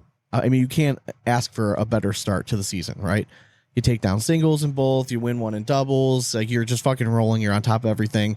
And I don't want to call it a slump, right? But you just haven't won another like big tournament since then. Is that when it changed, or was it like you're still throwing well, you just weren't getting all the breaks that you need to have to win a national? I mean, I'm still throwing gas, dude. I had the highest PPR in my bracket. Like, I'm still throwing great. I threw a 10.69 in Biloxi. Yeah. I got ninth, like over 170. I'm still throwing great. And the bag don't feel good. So that just tells me like they're in trouble. Once it starts feeling it, they're just in trouble. So I mean, it's a little bit of this, a little bit of that, and the lack of motivation, I would say. Like last year I didn't even take open serious either though. Like I won my bracket at most of them, but okay. I just mentally, I got you got fans there want to, hang out, take pictures, which is, I love it. I want to talk and mingle with everyone, but it's just a weird, different dynamic that I got to figure out for myself. I mean, I think it's going to be different for you guys this year because it's not just you guys at nationals anymore. They turning it into an open, which again, I think it's important for you guys to get eyes on. Like it's fun when there's a big crowd and stuff for like the championship matches. I think it's smart to do that. And you guys heard last year, you guys didn't want to have to like go back. You know what I mean? Like if you win your bracket, you got to go back in 2 weeks to that open just to play the match. No one wanted that. So the best solution is this. So you do have to deal with a little bit of outside noise. So I get that. But I've always said when you go to like one of your guys' main events, they used to be nationals, now they're signature series. Like when you hear that, like, and you go to them, it is just a different environment with you guys. Like everyone's got like their serious face on, like no one's yucking it up. You know what I mean? Like it does just have a different feel to it. I mean, it depends. Yeah. I look at all tournaments as the same personally. I mean, my mindset's different. That's it. I'm the guy in there. I'm talking and I'm messing with everybody. But you're right. Like my first pro event, I went in there. I mean, Alex Raw's like, this is the one. This is what matters. And I'm like, it just confused me. I'm like, something changed. It didn't really make sense to me. Yeah. I'm like, it's the same thing, bro. I got to throw the bag in the hole, plain and simple. But it is a whole different vibe. Everyone is like, they want to lock in. They don't want you messing with them. But let's see we're going to find out who can actually do that with the fans there, with the open going on. It's going to be a whole different dynamic. So last year, you obviously had a lot of success in singles, but you also had a lot of success in doubles, and you and Ryan seemed to gel so freaking well. And then this off season, there were some changes in the pairings, right? So now you're playing with Devin. What all went into that? Was that like your decision alone? Was it like a team ultra decision? Like that was the best route to go? Like obviously, I think everyone would be thrilled to throw at Devin, right? Everyone knows how talented the guy is. He's a really good player. I was just a little surprised just because I think in doubles at the pro level, everyone's already so good that the one X factor you can get sometimes is like that team chemistry dynamic that you get. Like we've seen it with, we've seen it with Joe K. Yeah, and Shermer Horn. You know what I mean? Like they even if their stats weren't there, their chemistry is sometimes just enough to win that over. It bothers other teams. So what all went into the decision for you and Devin to ultimately throw together? I mean, it's pretty much a team ultra kind of, everybody talk, and that's just about how it went out. But yes, the chemistry is just lacking. Like, yeah, we don't really hang out. We text, but that my thing is we got to figure out how to hang out. I mean, we're kind of like two different people. Me and Ryan were like pretty much one and the same. So do you want that out of or do you feel like you need that out of a partner? Because we've seen the polar opposites, right? Like we've seen the business side, like we've seen the Matt Guy and Jamie Graham partnership where it was very apparent like they're not friends. You know what I mean? But like they're gonna go battle and go to work. Business relationship. And then you've also seen like the Joe Kay and Jeremy, like where they're best friends off of the board, and you just get that. Do you feel like you need that, or is it more of just like you would like that? Yeah, I don't think I need it. I mean, but personally, I think it will help drastically, like just understanding, getting to know each other, hanging out as friends. Yeah, I think that helps on the boards because I could look at your face and understand that you're struggling, you're not feeling great, whatever it is, and maybe I know you need a timeout. Maybe I know your throw is you're doing this or what. I think hanging out and doing all that will help. And I mean, we just haven't yet. And I think that you guys have so much like in common, at least in the points there's of your definitely life. a common ground. Like, I mean he just had his first, he just had his first daughter. Yeah, exactly. I think that there's some, you maybe might be able to lean on each other with some of that. Yeah. You know what I mean? Sometimes, like not, you don't want to call misery, but like misery loves company kind of like, course. And you situation. Just instill some wisdom, on the new dad. For sure. And then just let him come to you. Yeah. Do you, does your family travel to a lot of the events with you, or do you pretty much go solo? No, they go to Michigan because if it's like reasonable driving distance, they'll come. But I mean, most of them are like way too far away to be paying for plane tickets for 6 people. Yeah, I hear you. That's just insane. What do your kids think about you playing? Like, do they understand that you're a pro player and that you won nationals and like when you go to these tournaments, people know who you are? Like, do they understand that stuff? Oh yeah, they think it's cool as hell. They tell me all the time I'm the best in the world, all the time. So there you can't get no better compliment than from your kid. No, but you would hope that they were saying that because I mean, like there are some like dick kids out there. Exactly, like well, kids don't lie. So yeah, correct. like my daughter has no problem every time I go to a tournament. She's like, no trophy today. I'm like, listen, yeah, she's like that one surprised. time like 6 years ago. All right, that's about all you're getting. All right, that is savage. I mean, my 6-year-old he like loves cornhole. So when it comes to regionals and stuff. He is, if you listen to a couple of my live streams, dude, he's in the background heckling like hardcore. I miss a bag, you suck. So is he playing like in like the intermediate and stuff like that at regionals now? We do yeah, some of them, but he's got we needed to get warm. I want to see him go outside and throw bags by himself before I get that. I keep just donating money. Like, no, I get that. I didn't know he wants to take it serious. That's true though. If you're gonna go to that and pay money for it, you do want to take it somewhat seriously. But it's crazy, like. Can we put it into perspective what it's like to play like a professional sport, right? Where the person standing next to you is in theory just as good as you are, right? Like you guys are all on the professional level. How does it feel like going up against a kid like, let's say Cash Chamness, who's 8 years old? Like what is it hard? Like it's not hard. I don't think it's hard, but it's just it's a different like mindset, man. It's like it don't even make sense how amazing he is. The dude is a badass. Like that doubles game we played and he just cooking. I literally tried every trick in my bag to get him to miss, and it did not work. He looked at me at one point in time in that game and said, "This is the most locked in I've been all day." And I'm like, I'm in trouble. Yeah, I have a hard time putting it into words, but like my daughter is 7.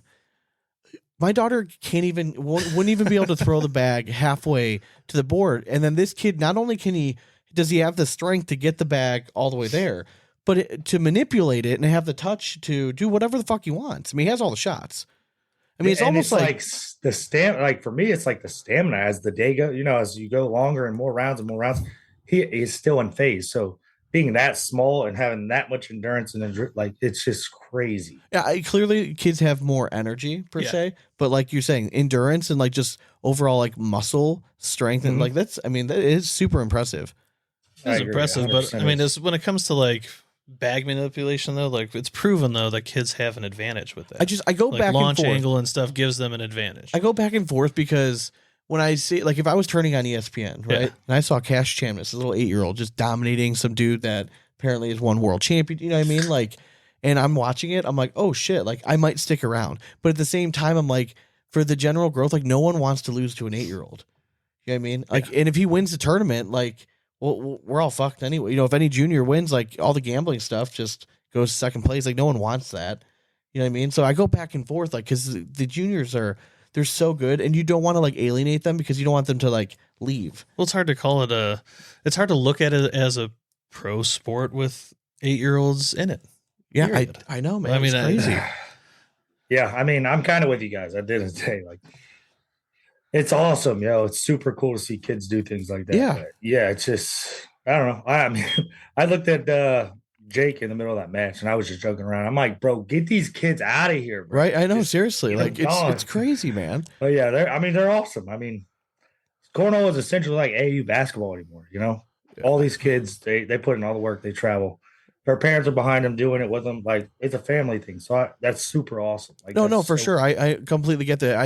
I always wonder, like, well, I mean, I think cash is different only because, like, obviously the family relationships, like, involved in the game. But, like, some of these other kids, like, what if they really start liking baseball or they like basketball or they want to try wrestling, something like that, and they go away from it? Will they come back to it later on? And could they still be as successful? Yeah. I don't know. Like, Anthony Ione had like this whole thing a few years ago, and one of the times we were on the show, we asked him about the young guys and why they were so good. Yeah. And it is something related to science and being shorter, and like your bag can like the trajectory of the bag coming out of your hand. Yeah, it lands at a better angle on the board, allowing it to get that roll at a softer crazy angle and shit. Yeah. That's And I mean, and Jeremiah, you're a guy that throws you hold the bag real low, and your release it stays low, and I think that does help you get that. But theirs is even more dramatized because they can get the full arm swing with the slow rotation that just is effortless for them. Yeah, I mean, that's what I'm like. I'm short as shit. Like, I mean, I should be. I mean, money. I think this is the first time we're seeing we'll say professional sport in our lifetime where age is not a factor. Like you brought up AAU basketball. Yes, those kids put in the time, but the reason they're not as good as their pro counterparts is because they're not as big, strong, fast. But this is the one sport where that shit does not matter. It does not matter how big or small. The biggest hurdle in this game is no arms, no mental. legs. Doesn't matter. Like, and when you have and they're able to get over the mental hurdles because they have no worries. Their kids traveling the country with their family having a good time playing cornhole and winning money. Like, what do they have to worry about? They don't have the internal stress, but like they can still have the personal, like internal, like you get nervous. They can get demons and stuff, but you get a confident kid, that shit'll just go right out the window. It goes. Did you get nervous as a kid? Oh yeah. I did not, so I don't know. I can't relate. Like before, like a big like game when I played rugby. Sean like, used all the way to throw up before every rugby match. Yeah, I was like, I would. That's wild. Yeah, I'd throw up before and just it was adrenaline for me, like excitement, like I got to go put my game. And I think that's on. kind of what it was for me. It just came out in the form of like, I just need to throw up real fast and I'm good. Like just. I mean, it still translates. I guess you still get nervous or what? In games, no, I don't care anymore. When I first started, absolutely, and that was my downfall. And I ultimately, that's why I think I stuck with it. Because after we got our asses kicked that first regional, the first game we lost, like I stepped away and I'm like, if I just played halfway decent, we would have won that game. So I'm like, I got so nervous. I'm like, I gotta stick with this so I'm not nervous anymore. So now when I step up, I don't care at all. Like I'm not, I don't need to be good. There was this thought that I had when we first started this that I'm like, if I'm not at least decent, no one's gonna listen to this. But then I realized, like, oh, no one gives a shit, and most of us suck anyways. Yeah. So, you know what I mean? Like, I don't have to try to be a pro. It's like, more just fun to commiserate than it is to just 100%. listen to somebody. I'm not going. I don't have time to practice. I haven't picked up the last time I threw a bag was. Well, this is sad. Texas. And guess what? Your next time you pick up a bag is this weekend again in Texas. Well, I'm going to get out. I'm going to throw a little bit tomorrow and Wednesday just so that I don't make a complete ass of myself. Because if we're going to play it, like I would like to at least try to win one. Honestly, the less I play, the better. Yeah, I mean, I keep sometimes going that's up to what these it is. blind draws and I'm just throwing much better, not practicing anymore. It is crazy because like I'm better now than I ever was 5 years ago when I was throwing all the time. Yeah, because now I've realized that I tinkered way too much when I would practice and shit, and it's just like if I just trust it, it's definitely my most natural throw. I don't throw roll bags, so just put it away. Like I don't need it. Well, I just have different shots now. Like at least I can finally like cut a bag. Like I'm still not rolling it, but like I can at least do something. Yeah, I can like I can get a nice right to left cut. That's all you asked me a roll bag. You don't absolutely need a roll bag if you ask me. Most of the time that ruins most people's games. I practiced airmail hardcore like all of last year, and now my airmail is finally at a spot where I'm just confident ripping. Are you saying okay? So at a guy like for my level, I don't need a roll bag. If I can throw a 9 PPR, chances are I'm going to be pretty much like where I want to be. I'm not going to win the whole thing, but I'll win a game or two most likely. But at the pro level, like I argue that you kind of do need it now. Like who's won recently that didn't have a Adam Hissner. Adam Hister can roll He does back. not bull. No, he's got that crap. If ninja he gets a star lucky thing. I would one, say- maybe, bro. He I would cannot say roll. I would say Adam is different though, because the way he cuts a bag though is essentially like a roll. But I'm talking old school like slide airmail. I think that's like done. Yeah, you got it. But I'm saying you don't have to have a roll bag, but you do have to have a right to left or a left to right. Correct. Something else. Yes, Yes. you have to be able to get around the bag, but I don't think you absolutely need a roll bag. No, I'm just saying I'm trying to remember back. All right, so if you take Adam out, like really everyone else recently has gotten it. Yeah. But I do not argue the fact that it does mess with people's games. We saw it last year with Mark Richards, right? Mhm. He seemed to have figured the shit out though. Like now, I think he's just not throwing it as often, but definitely seems to figure that shit out. Like he's a guy that there's a time and a place for it. He's not going to try to throw it for points most of the time. It's more of the safe shot for him. Yeah. Oh, I got to add, what was your opinion? What did you think of the whole the Chamberlain and Graham stuff, the bag flicking out of the whole thing?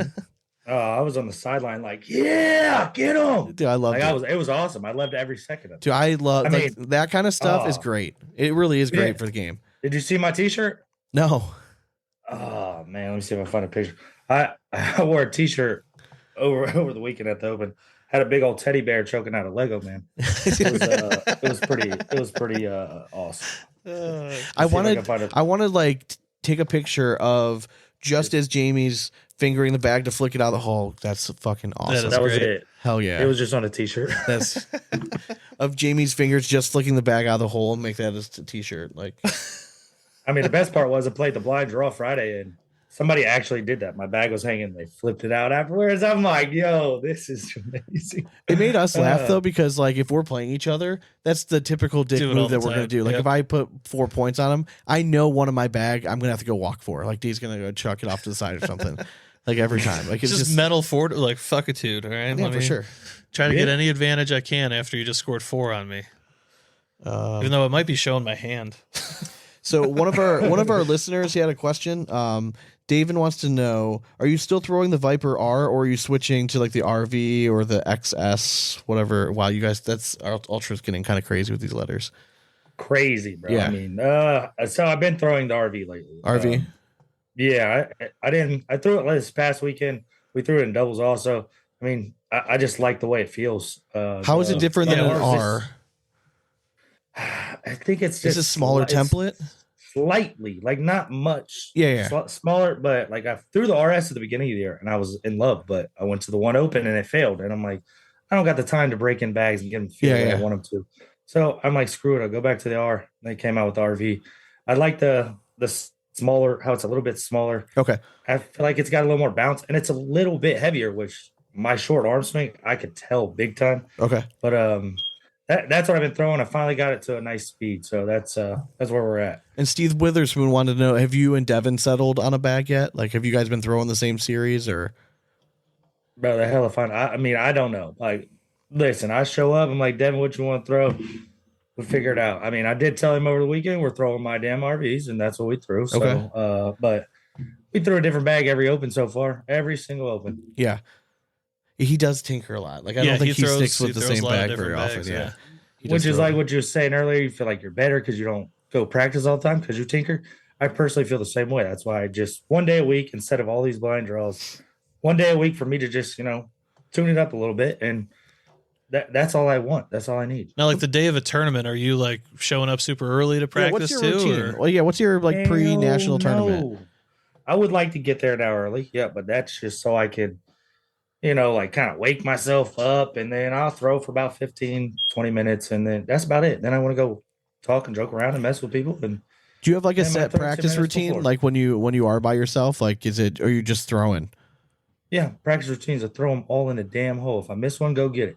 Okay, that's how that's it. And I feel like that's how I've learned all my angles. That's how I've learned every shot I have. Okay.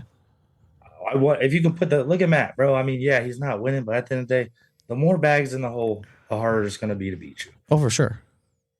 I mean, I think that's how I practice. I mean, I think right there, Matt's a great example of like why hasn't he won a national like in singles? And I think it's just because like eventually he's not eventually his airmail percentage is just not, it's going to fail him. Whereas the roll bag, even if you miss, most of the time it's staying on the board. And I think just every once in a while he gets that one match where those points matter. And that's where he's fallen a little bit short. Now, could he come out and win the first one? Of course he could. I mean, he's fucking Matt Guy. Like, no one would be surprised if he comes out and throws like 11-5 all day. And, it is what it is. Like, we just haven't seen it. We played too many regionals recently. Like, I would not be surprised in any way. It's like, it's an endurance thing if you play Matt. I 100%. Feel like you got to keep going until the man starts. And he's so aggressive with the airmails, man. He could barely be hanging in the hole. He don't got a cut or nothing. So, no, he's going backside every time. So, would that be the equivalent of like Tiger Woods winning like the 2019 Masters? Would that be the equivalent of Matt Guy going in and winning? No, because he didn't get hurt. I would almost say it's like Phil Mickelson winning a major when he was like 51 or 52. Okay. Yeah, I like that one. I mean, a little bit older, or the deep, like if he took second, it'd be like Tom Watson making the deep run in the British a few years back. Yeah, I mean, like something like that. I can equate that to. I have no idea what you're talking about. Exactly. Some golf reference. Yeah, I know it's golf, bro, but I had no clue. I'm not a golf guy. A little bit of murder. You don't go golfing at all ever? I actually took my kids to Top Golf. There it is.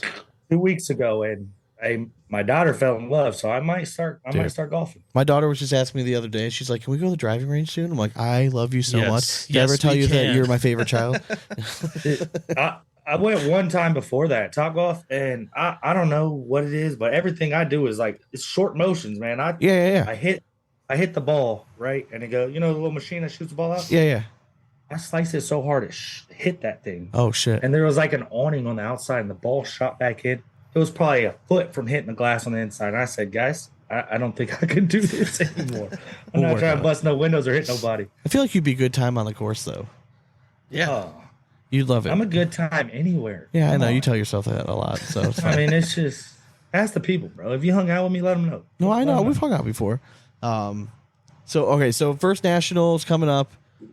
Hey, it's a signature. I know. I just it's really tough, man. Because let's just make it easier. We'll call it a SIG. The SIG series. No, we can't do that either. Dude, I know, man. I'm just like it's tough for me. All right, so first signature of the season. I'm just giving you crap. So all right, so teams this year, right? A little more involved this year in the draft. Like, how are you feeling going into teams?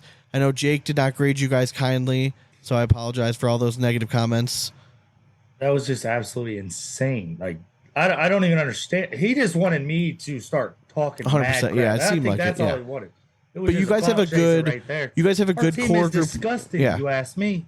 It's me, Ryan Hart, Trzynski, Jimmy Humans, Shibner, Ian Cripps. Bro, we got. I don't know. We got so many people. Like, it's just ridiculous. What did you think of the format? Yeah, that's what I'm saying. What did you like the format change? Yes, it's going to make everything way more exciting. I was excited my rookie year 4 teams. I was. Yeah. But it was kind of a letdown for me. Like you don't really know anybody's record kind of thing going into matches. Yeah, it's tough. You don't know how much it matters, but yeah, you're all trying to win every match. But even the last one, nobody knew the record or none of that. And I think they got to do better with that. But like, I like teams. I mean, I've played team sports my whole life. It makes me like get amped up. I was over there cheering on the Woodchucks minor league team over the weekend. Man, I might have made him a little nervous. I'm not gonna lie. A couple times I've seen a couple shanks when I would yell. But yeah, I mean, I enjoy it. I think teams is super cool, and I'm excited for it personally. So I mean, obviously you and Ryan are back on the same team. Have you guys talked at all about the teams going? I mean, because the season's coming up. Like, have you guys talked about like what you guys might do singles and who's going to do doubles and who's going to do like the tandem and crew cup and all that? Yeah, me and Jimmy's kind of like, talked about it, but I really just want to play tandem doubles with Ryan. And every time we walk back and forth, he's going to hold my pocket on the way down. Hell yeah. I think that's what you guys have to match stride though as you walk down. Yeah, for sure. For sure. Yeah, we're definitely going to play tandem doubles maybe once or twice. That one's going to be interesting. That and crew cup. If you guys are up really big, that would be really funny walking down and you guys each like have a hand in each other's back pockets. That would be like. I'm actually thinking he stands behind you, nut to butt. He puts both his hands in your front pockets, and you reach back and put them in his back pockets. Then you guys walk to the other end that way. That could be too. I would prefer to be in the back. Dude's little, bro. That's kind of awkward. That's exactly why. Yeah, all right. That's fine. Hey, whatever. We might get it. We might get it going. You have the longer arms to reach back behind you, you know? True. The short arms might not be able to reach. That's a very good point. But, yeah, I'm excited for teams. I'm sure Jake's going to play singles. Jimmy and Ian probably play doubles. I don't know. I feel like we got into a good core, so we can mix it up any which way, really. I mean, if I'm not mistaken, they had the most top 25, I think, on their team, right? From last year? I don't remember. I got to look back at the teams as we go get ready for like next week's episode and everything. It's been like a whirlwind. Like we recorded, so obviously we didn't record last week here because we were in Florida. So it just feels like, and then we had Best of the Bags before that. So like I just feel like I'm so like I don't know, like disconnected. No, just disconnected from everything. So like it was nice to be able to like actually, my wife worked a lot this weekend, so I was able to watch a lot of the matches, like kind of coming up and just kind of getting myself familiar. But again, it's the same names that we're seeing up top. You know what I mean? Like, and it opens, there's always going to be those one or two names that like you don't know who the fuck it is, but it's a good local player. But for the most of the time, like you look at through the top, 4 or 5, in each bracket, and it's pretty much all the familiar names you expect to see. Isn't it weird how often it is like a local player that comes out of nowhere to? Well, yeah, not everyone can travel. I know, it's just. What do you mean a local player? Like, what do you mean? Like it seems like at every open, like if like somebody from like a local guy from Michigan that probably doesn't travel like all over to all the like the big like open events, like doesn't travel a whole lot, but like it's pretty known in his area and then does pretty well and makes a run. So yeah, you always just see random names popping up at each open that you're like, oh yeah. And somebody will be like, oh my boy. That's super cool. That's why I think the way they did it is just kind of weird. I also like the 6 rounds of rounders last year. You get a lot more reps, a lot more practice. Do we know how are they doing seeding this year for the first national? Is it rounders first? No. Since all these were pro points, yeah, it's seeded based off of that. So oh shit, so you're gonna be like a low seed going in because you haven't traveled that much. I think I was like a 15 seed coming in, so I'd probably be pretty close to the same. Okay, thing, was there was an X number of top finishes before this like? Did they take 2. like your best? It's your best 2 finishes. Okay, yeah. Top 2. Yeah, like if you won your bracket, you just get 100 points, I think, and there's no bonus points though at opens. Yeah, so there'll be bonus points at the nationals.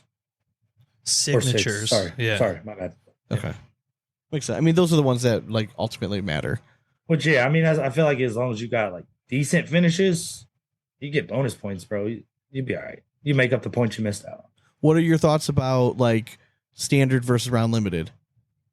Give me standard all day long. Yeah. Because especially this past weekend, man, I'm telling I gave everybody a 10-point lead in 3 rounds for some damn reason. I don't know why, but it's a completely different game. Like round limited, if you don't start hot, it's gonna be a struggle. Yeah, every bag's like super important in round limited. It really is. Then you got to block, and if your block's not good, well, they're gonna get around it, and well, now you got to collect it in order to wash and not give them even further behind. Yeah, correct. So. Yeah, people tend to be a little bit tighter in those games too. Yeah, it seems like, or you could be super aggressive and just like try to go all out. And I think that's like why guys like Eric Davis have been really successful because they can just manufacture like so many points in one round, and that's all he needs, and then you just kind of coast. 6-bag push for 9, like something crazy, bro. Yeah, correct. All right, I have a random question for you. Could Isaac Hurt come into the ACL this year and do what you did last year? Ooh, that's a good question, dude. Hell no, ain't nobody gonna do what I did, bro. Flat out. Isaac's a dog. I'll give him that, bro. He's a beast. He is a beast. But is he like top 10? I just haven't seen the kid play. Like, is he like top 10 caliber? I know he's really good. After being in the ACL and now like maybe kind of halfway through my second year, I don't think so personally, just because it is hard, bro. I'm throwing 10-5s and coming in 5th and 9th, and at the end of the day, it's just so much. You just gotta be so good for the whole day. Yeah, it is like everyone is amazing, and Frank Verona's roll bag, dude is ridiculous. Yeah, he's like 9 foot tall, bro. And I'm like, I swear he was just bouncing over 8 bags. Like, and nicest dude too. Like such a nice dude. He's so nice. He's an awesome dude. But I'm like, dude, screw your rollback, bro. Yeah, it's not fair when they're like, you should just be able to like go, if you can already dunk the bag, just he's from only standing throwing on the it line, 15 feet. Yeah, you don't need to like, you don't even need an airmail, bro. You don't No. even need it. That No, roll correct. bag is so ridiculous. After the way he rolled it against me, bro, he in my top 5 roll bag guys all day. All right, that was a really good question. Yeah, I wanted your takes. I knew that you had faced him quite a bit. Yeah, I mean, Isaac he's an animal, bro. I mean, he's also a kid. You know, he's also young. I mean, there's been the same question with Caleb. Caleb. I mean, when Caleb was doing really well in the ACO, everyone wanted to know, could Caleb Hur come over? And they went to some opens. I mean, I don't think he ever. Good. Yeah, they did well, but they didn't win it. You know what I mean? But they didn't win it. So it's, I mean, again, like I think really good players are going to find success wherever they go. So I think the only difference between the two leagues, it is the depth in the 100%. You start a tournament in the other league.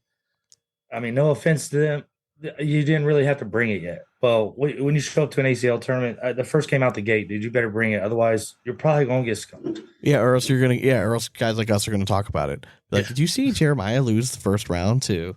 Dude, I know. Hey, listen, I've noticed lately that when I'm losing that's when the crowd gets big. I'm like, can y'all come over here a little earlier, bro? Like did you feel like you watching me, not watching? But does that bother you at all? No, it does not. If I notice the crowd's getting big, that means I'm not locked in. That's why I take it. Okay. Do you so you don't mind? I'm not saying like you are, but do you mind like the villain like mentality? I mean, yeah, it's kind of cool. I mean, okay. I like when people. I actually prefer the crowd like really cheer and talk crap while I'm playing against me, because man, we was down 17-6 in that doubles game. Man. Yeah. Stephen Gray, he already knew. He told him. They're like, hey, start talking crap to Jeremiah. He said that's a bad idea, and look what happened. Yeah, he knows. He knows a couple times. But I mean, I think the boogeyman's just misunderstood. No, I think talking not a true villain now. All right, but again, like but again, you're not afraid to get chirped back. You know what I mean? And I think that's the biggest thing. Some guys are, they claim they don't want to be like in the drama, but then like, they're always just tend to be in the drama. Well, but they don't embrace it though. You know what I mean? Like use it. Just gotta embrace it. And again, like you're talking about Jamie, huh? Like embrace the drama, bro. I agree. Sometimes the same thing. I said, dude, PR is PR, man. Who cares? PR is PR, and like again, if sometimes like every year, like there's something that's happening that, and again, it's a small community, right? There's not a whole lot going on. So if you flip a bag out and something happens, it of course is going to get blown up because there's nothing else to fucking talk about. So you might as well just kind of embrace it. And I think he's a great dude. Like he's really but guess dude, what, but Jamie? He cares too much about what other people think. I don't forget about Poopgate. Exactly. How can I never will? Who cares what anyone thinks? I don't care what nobody thinks personally. That's probably why I am who I am.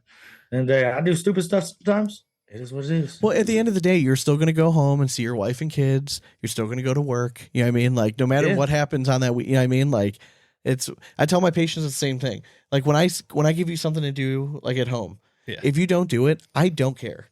Like, I'm going to go home and see my wife and kids. Like, I tell them, like, I'm very upfront. So, like, if you have to want to do this, because I'm not going to be the one to be like, hey, you better do your stuff. I'm not going to call you at 8 be like, did you do your stretches You're today? an adult. If you can't do your stuff, then, okay, well, you're just not going to get better, and then you'll just waste each other's time. It's fine. It'll just take longer to get better, bro. Come on. Correct.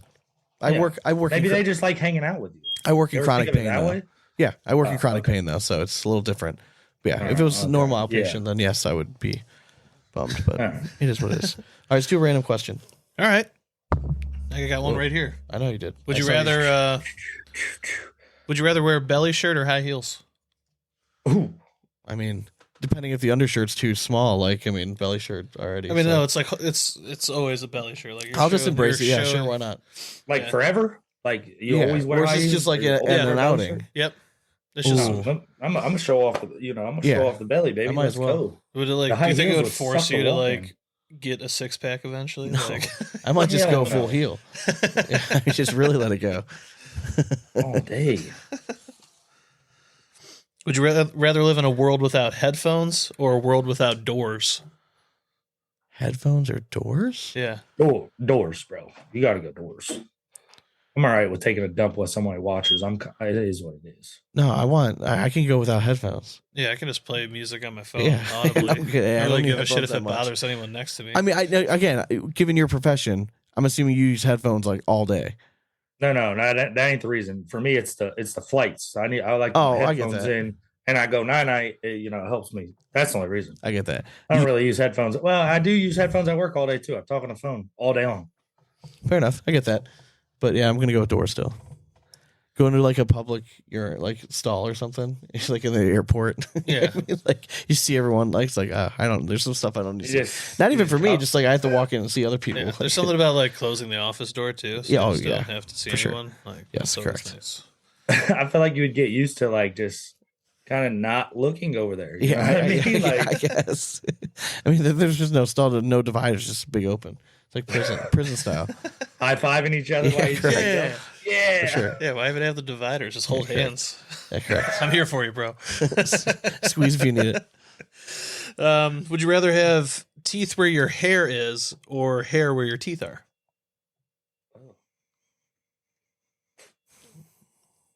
I think I'd rather have teeth on the top of my head. Because hair inside your mouth, like that's the I was worst just feeling. like, yeah, I That's can't. the And just worst having a feeling mouthful ever. of I mean, I hair. would probably definitely shave. And then imagine I if would it's probably only do it. one hair for each tooth. Oh, And you just always have that feeling on your tongue of just like little wispy hairs. Just No. oh, That's- yeah, I'd go with teeth head. teeth where, yeah. I'll go Imagine with a that. haircut. They pull out like an angle grinder.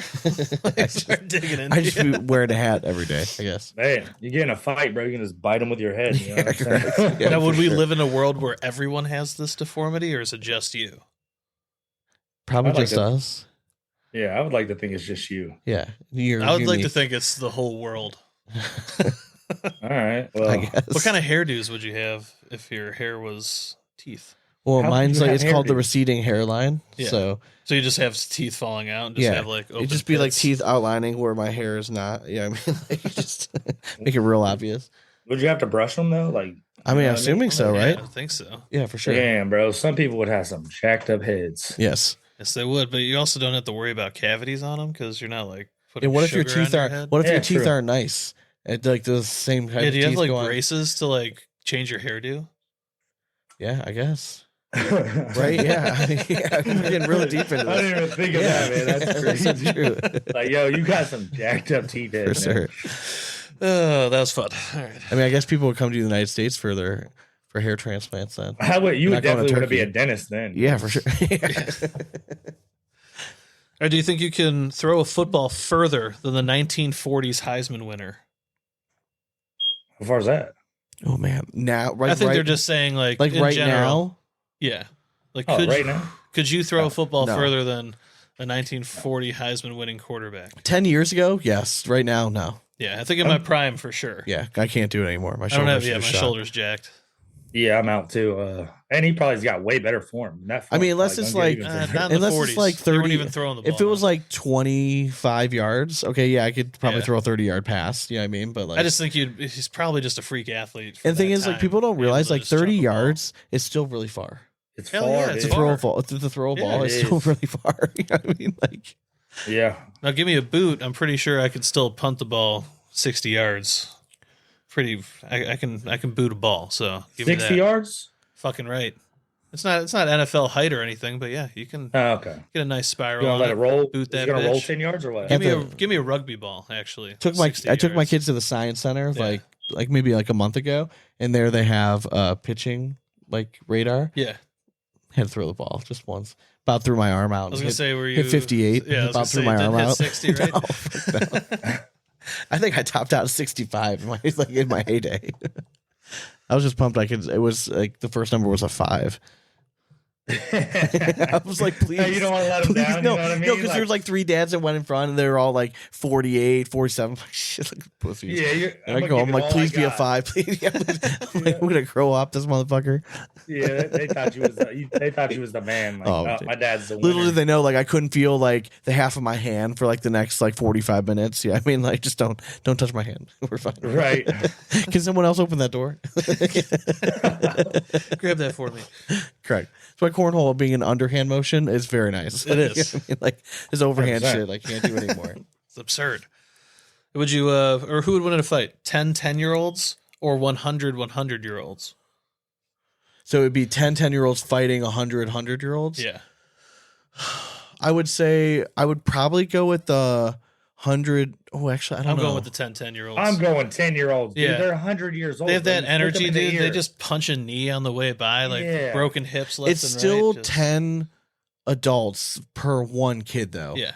That's An adult still that can barely move. Yeah, you don't know that. Like you've seen some like spry fucking 100-year-olds. Not 100, Not maybe walking 80. I've around. seen You some saw name 80-year-olds. 100-year-old you see just like strutting down the street or anything. Every time you Right. see a video of them, they have like barely they can barely open their mouth and they're just like shriveled up. And they're like, Yeah. like Like 80-year-olds is a little different. I'm kind of with you, but 100, you lucky to make it to 100. Yeah, now, that's true. in our lifetime, yes, we will see 100-year-old people that are spry and moving. I'm pretty sure my father-in-law is one of them, but right now, in this and moment, also we don't too, see that. in the I world. think it really depends on what kind of 10-year-old we talking. Because there's some like itty bitty 10-year-olds, and then there's some like kids that look like grown men at 10. The law of averages, you're probably going to have two big MFers and then a bunch of smaller Like if you're ones. talking like my daughter in 3 years, 10 of her beating 100, there's no way. Yeah. You know what I mean? Like that's just not. I So I'm mean, gonna go. I'm still my- going. You call I'm going Nora numbers. soft? I'm just going numbers. Now, if my son, if you give him 10 4-year-olds right now, they might be able to take him. Yeah, I mean, like, I mean, that's different. I know completely exactly different. what you mean. My Yeah, 6-year-old, dude, he's got energy for days. Dude. My 12-year-old, though, he's 5'9", bro, 225. Is he really? He's, Oh shit! he's a mammoth of a kid. Where'd he get that from? His mother's side of the family. The not mailman. mine, that's Say for shit. sure, you The know. mailman. I know it all too well. The Yeah, I know. mailman. The UPS man, bro. Get it right. Yeah, you see my dad. Like, It's true. Let's see. Still wonder about that. Who would win in a fight? Allen Iverson or Yao Ming? AI, bro. He's Yeah, gonna man, run I up gotta his go chest AI. and hit a backflip Yeah. when he kicks him in the teeth. Yeah, Yeah, AI is scrappy and he's a little, AI he's a got little like. scary. Wasn't that anyway. he got in trouble in college Yep. at a bowling alley? Right? Didn't he get in like a brawl or Yeah. something? Isn't that how his whole thing started Yeah, off? wasn't he about to go to prison or something? Yeah, like that? yeah. I'm pretty sure I remember But that. let's not forget, Yao Ming grew up in communist China. They Yeah, all he know also had karate. Yeah, he was a Billion boy. injuries. Yeah, but they all know karate.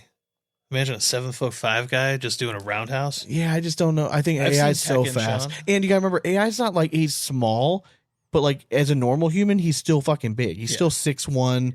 You know, like even now he's probably 6'1", 200 I'm just trying pounds. to give you know what I mean? Yao Like, Ming some clout. I don't I know, think I he know. stands a chance. Like, yeah, and it's Yeah, Ming's America.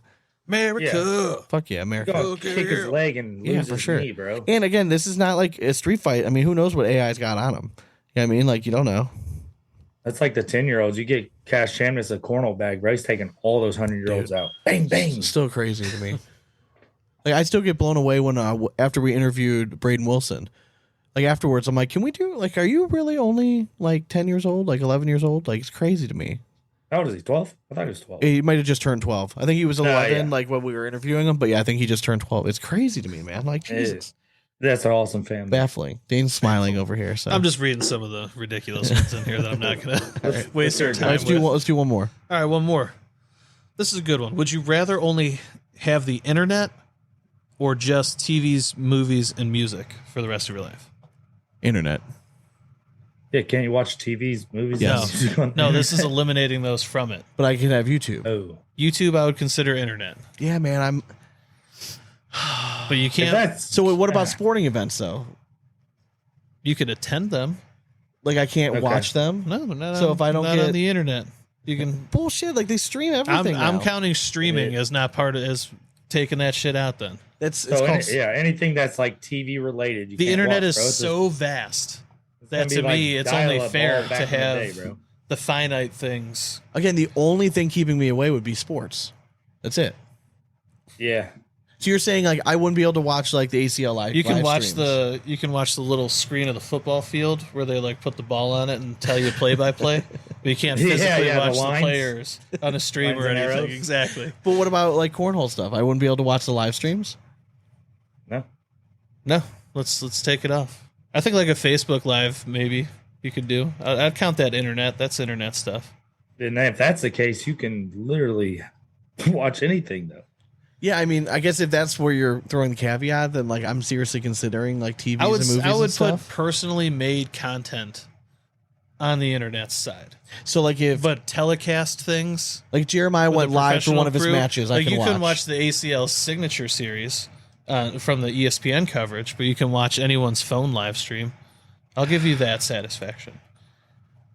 Then I'm gonna go. Yeah, I think then I have to go TV and movies and stuff and music. I'm TV, movies, and music all day. Like, Yeah, same. I'll go back to our I'm childhood where the internet didn't exist. Well, that's what I'm kind of thinking. And I'm like, just I be wouldn't have to deal with social survived media. then. Yeah, Yeah, I think it's a much safer existence. Like the day that we like stop doing the podcast and stuff is probably my last day on social media. Like I probably will be. I already told Amy like the only like reason Instagram's gone, TikTok's gone. is Like just I might have a because- personal Facebook, but that'll be it. Like I'm just I hate not it. checking that stuff anymore. I hate hearing Yeah. everyone's opinions that I don't care about. It's just I like seeing them though, and like putting a troll comment on there though. I'm that guy, you know. I do like what I found more exciting now is like I'll troll like other people's content. Like I'll go on a golf or sometimes like pickleball, like, and I'll just like comment stuff. It's hilarious when people are like stick to cornhole. It's like, oh my god, like oh please, like please. I will peaches. I At will. least they know. Well, and they don't even like. Little do they know, like I don't give a fuck. Yeah. You know what I mean? Like I think it's hilarious that there's cornhole podcasts out there too, but there are. No, it was good for me. You know, I've been listening to y'all way too long. That's for damn sure. You putting your episode on Thursday instead of Wednesday really hurt my whole damn morning routine. So thanks a lot. We were traveling. It was our first time ever. Dane and I excuses, rarely. bro. I'm not allowed to have excuses when I lose, bro. You ain't allowed to have excuses. So when you Dane, don't run the okay, episode so this is We're not actually, playing. it's like, were you in Florida with us? So Dane and I, like, we really don't argue all that much about stuff like that. But like in Florida, I'm like, we need to get this episode up. My uncle has got a laptop there. We might be able to like upload it. Just get we don't need the intro song. It doesn't have to be perfect. At least get it out on Wednesday because I'm a routine guy, right? Like everyone knows our episode drops on Wednesday, so I'll be interested to see if it was, and it wasn't as downloaded as I was hoping. So here's what it was funny though. It was Thursday. We did get some people messaging us about they want our aunt back on as a guest. Of course. They thought that was one of the interviews. I agree. Yeah, I she's agree. hilarious. She killed it. You know, your wives were a little scary, but they didn't make it. Oh, my wife didn't They even ended go up on. making it. I didn't finish the whole. My wife wouldn't My go wife on. did. She hopped on with my uncle randomly you at the end tail it on? end. I did. It Okay. was at the Yeah. very end. Okay. Yeah, and my I'd wife say refused to go on. My favorite part of the whole episode is though, Dane doing a little, I'm gonna catch you guys up on the day, and then you coming in like doing saying the same thing. I'm like, bro, he just told us that. Come Yep. on. I had no idea where I was either. Yeah, I don't know if I was outside giving. You were prizes away. going to talk to the the singer. the singer to get that's him right, on. That's right. Yeah, so I was like, all right, well, I'm just going to take this opportunity to give a little recap because we had just been out throwing for like 2 hours, like Yeah. messing around with people, having a good time and shit. So I figured it was a good time. And Yeah. he popped on. It's like, all right, it's time to do another little recap. I'm like, did I just And it's say fun that? going to an event like Yeah. where people aren't like they've seen cornhole before, but they have Yeah. no idea about it. So we just did a contest. If you make 1 out of 8 bags in, you get a prize. And I was getting a little worried when the first guy got down 7. Then finally, It finally hit the last bag. I'm like, Popped okay, it in thank there. God. Good thing we're giving everyone 8, not 4. That's all I Yes. kept thinking. I'm like, because no one's making stuff. and then people were watching us just in awe. Yeah. And I'm like, yeah, we're Averaging 7.5. We're so good. It's like a stud. on trampoline Are you boards. guys sure you're not pros? Oh God. Like, there was a time when I thought about it. I seriously considered. Well, you are a minor league player. I am a minor league player. So Aviators suck. by title. I mean, they're just the best team with the best logo and name. It does But hurt that's me a fine. little bit. It does hurt me that you're an Ohio guy. You're not on the Ohio Aviators. I get it. Let's not get into that, dude. Let's not. I give Noah Almanza, crap about it, 24/7. So I kind of was a little hurt too, but hey, now it's I'm a woodchuck for life, baby. Can you actually do like the white stripe in the beard for like That a, would be funny as like shit. actually, that's a chipmunk. Yeah, but still, Yeah, Same just thing. do it. same thing. Yeah, woodchuck, chipmunks. Yeah, Same fucking similar. thing. I looked it up how much it would be to like rent a real one. Oh yeah, that's Like right. We the talked about this broadcast? last year. Yeah. It was like 5-10 G's. I'm Was like, it oh, what? damn, I'm out of here. What are you Just looking go at, like- catch one. They say Punxsutawney they Phil do or cool something? things, That's a too. groundhog. I'm like, What is woodchuck? it's a damn groundhog if you ask me. You could bring a squirrel in. No one would like know different. You know what I mean? Like, Now you're just disrespecting the woodchuck. I man. guess. Is that how a about beaver? how about everyone on the team just gets like the big teeth That would be and kinda wears funny. those for each match? The big teeth? All right, Yeah. might make that happen. I do. got a little I stuffed want the animal. format to work this year, though. Yeah. because like teams does have. I think if this format doesn't make it more exciting, then just I'm teams sorry, is not but going if- to be in the future. If the ACL doesn't just post up results from each team and keep an ongoing like thing this season, I'm gonna lose my fucking mind. Now they've started So- off. They at least did something We posted our episode on March 12th. March 11th, they did like a little preview, and then starting on the 13th, shout out to Athena. She sent me a message. She's like, "We heard your episode." I'm like, "Oh, how ironic that!" And she's like, "No, but this was already planned to release." Sure this day. it I'm like, was. "Oh, it's so convenient. Sure. I feel like they literally don't do anything until we talk about it. Then all of a sudden they're like, "Oh shit, we have to work." Yeah, it's like, guys, this don't. It's a huge coincidence, and maybe it was, but you know, it is what it is. But shout out. I know it's a lot of work, so shout out to Jake. I mean, I know it's a lot of work that they're doing to put it in. So, but it's what it needs it though. It needs it. I'm sorry. This is their job. It's not that much fucking work to build some graphics and post it up on the. I'm sorry. I don't agree with you one bit. I do it in between the patients. sheer lack of fucking like coverage of teams last year was appalling. Why not? And the fact that they brought it back this year is just stupid to me. So hopefully they'll cover it. So if they better. don't fucking cover it, then we're not talking about it on this show until I see a graphic up on their fucking website. You need standings or what? Everything. Like, yes, I want results for the love of God. Like, like I should. And be I able don't to want to go have to listen to your podcast to hear results. I need to just tangibly see them. Well, I want to be able to see like, all right, if you play tandem doubles, all right, who did you play tandem doubles against? What was the result? The results in between. Who was your guys' singles players? All right, did from week 1 to week 2, did you guys mix it up? Did you change the formats to try to?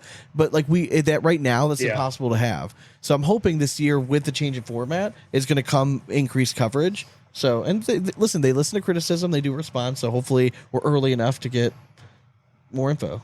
They'll get it, or at least just send it to us, and We'll I'll talk about it. Exactly. I mean, like that's what I'm saying. Just I'll give bring it to it us. I'll do it. Somebody. Yeah, last year they didn't even really update like the standings. No, I had no idea where anyone was. I had no idea. To see where we're at, and it wasn't up to date very so often. So hopefully that'll be an emphasis this season, and it'll go well. Teams got a potential, especially with this format. If you ask for sure. No, I agree. I do agree. It's a cool product. I do agree. Well, dude, thank you for joining us, man. It's always a pleasure. Oh yeah, I'm glad I actually made it this time. Yeah, me too. Hell yeah. I get it. Sometimes when blind draws go late and you actually do well, and then you text me at like 3 a.m. saying, "Hey, if you guys want to record, I'm good now." I'm like, dude. I'm like, I'm going back to sleep, 3 hours. I'm like, I'm going back to sleep. That would have been a wild episode. Yeah. Correct. That'd have been Big Ass After Dark. Yes, correct. Yeah, that would have been a Patreon exclusive for sure. Should have been a happy hour, actually. Oh, that just see what degenerates would hop out of that time. I mean, there'd be some for sure. Oh, there'd be some. Always are. Always are. West Coast. So good luck if obviously we won't see you at the first signature, but good luck. We're always pulling for you. You're rocking that awesome jersey right now, so beautiful. Want to be represented well. So but yeah, I hope you guys enjoyed the interview. We'll be back next week with like our first.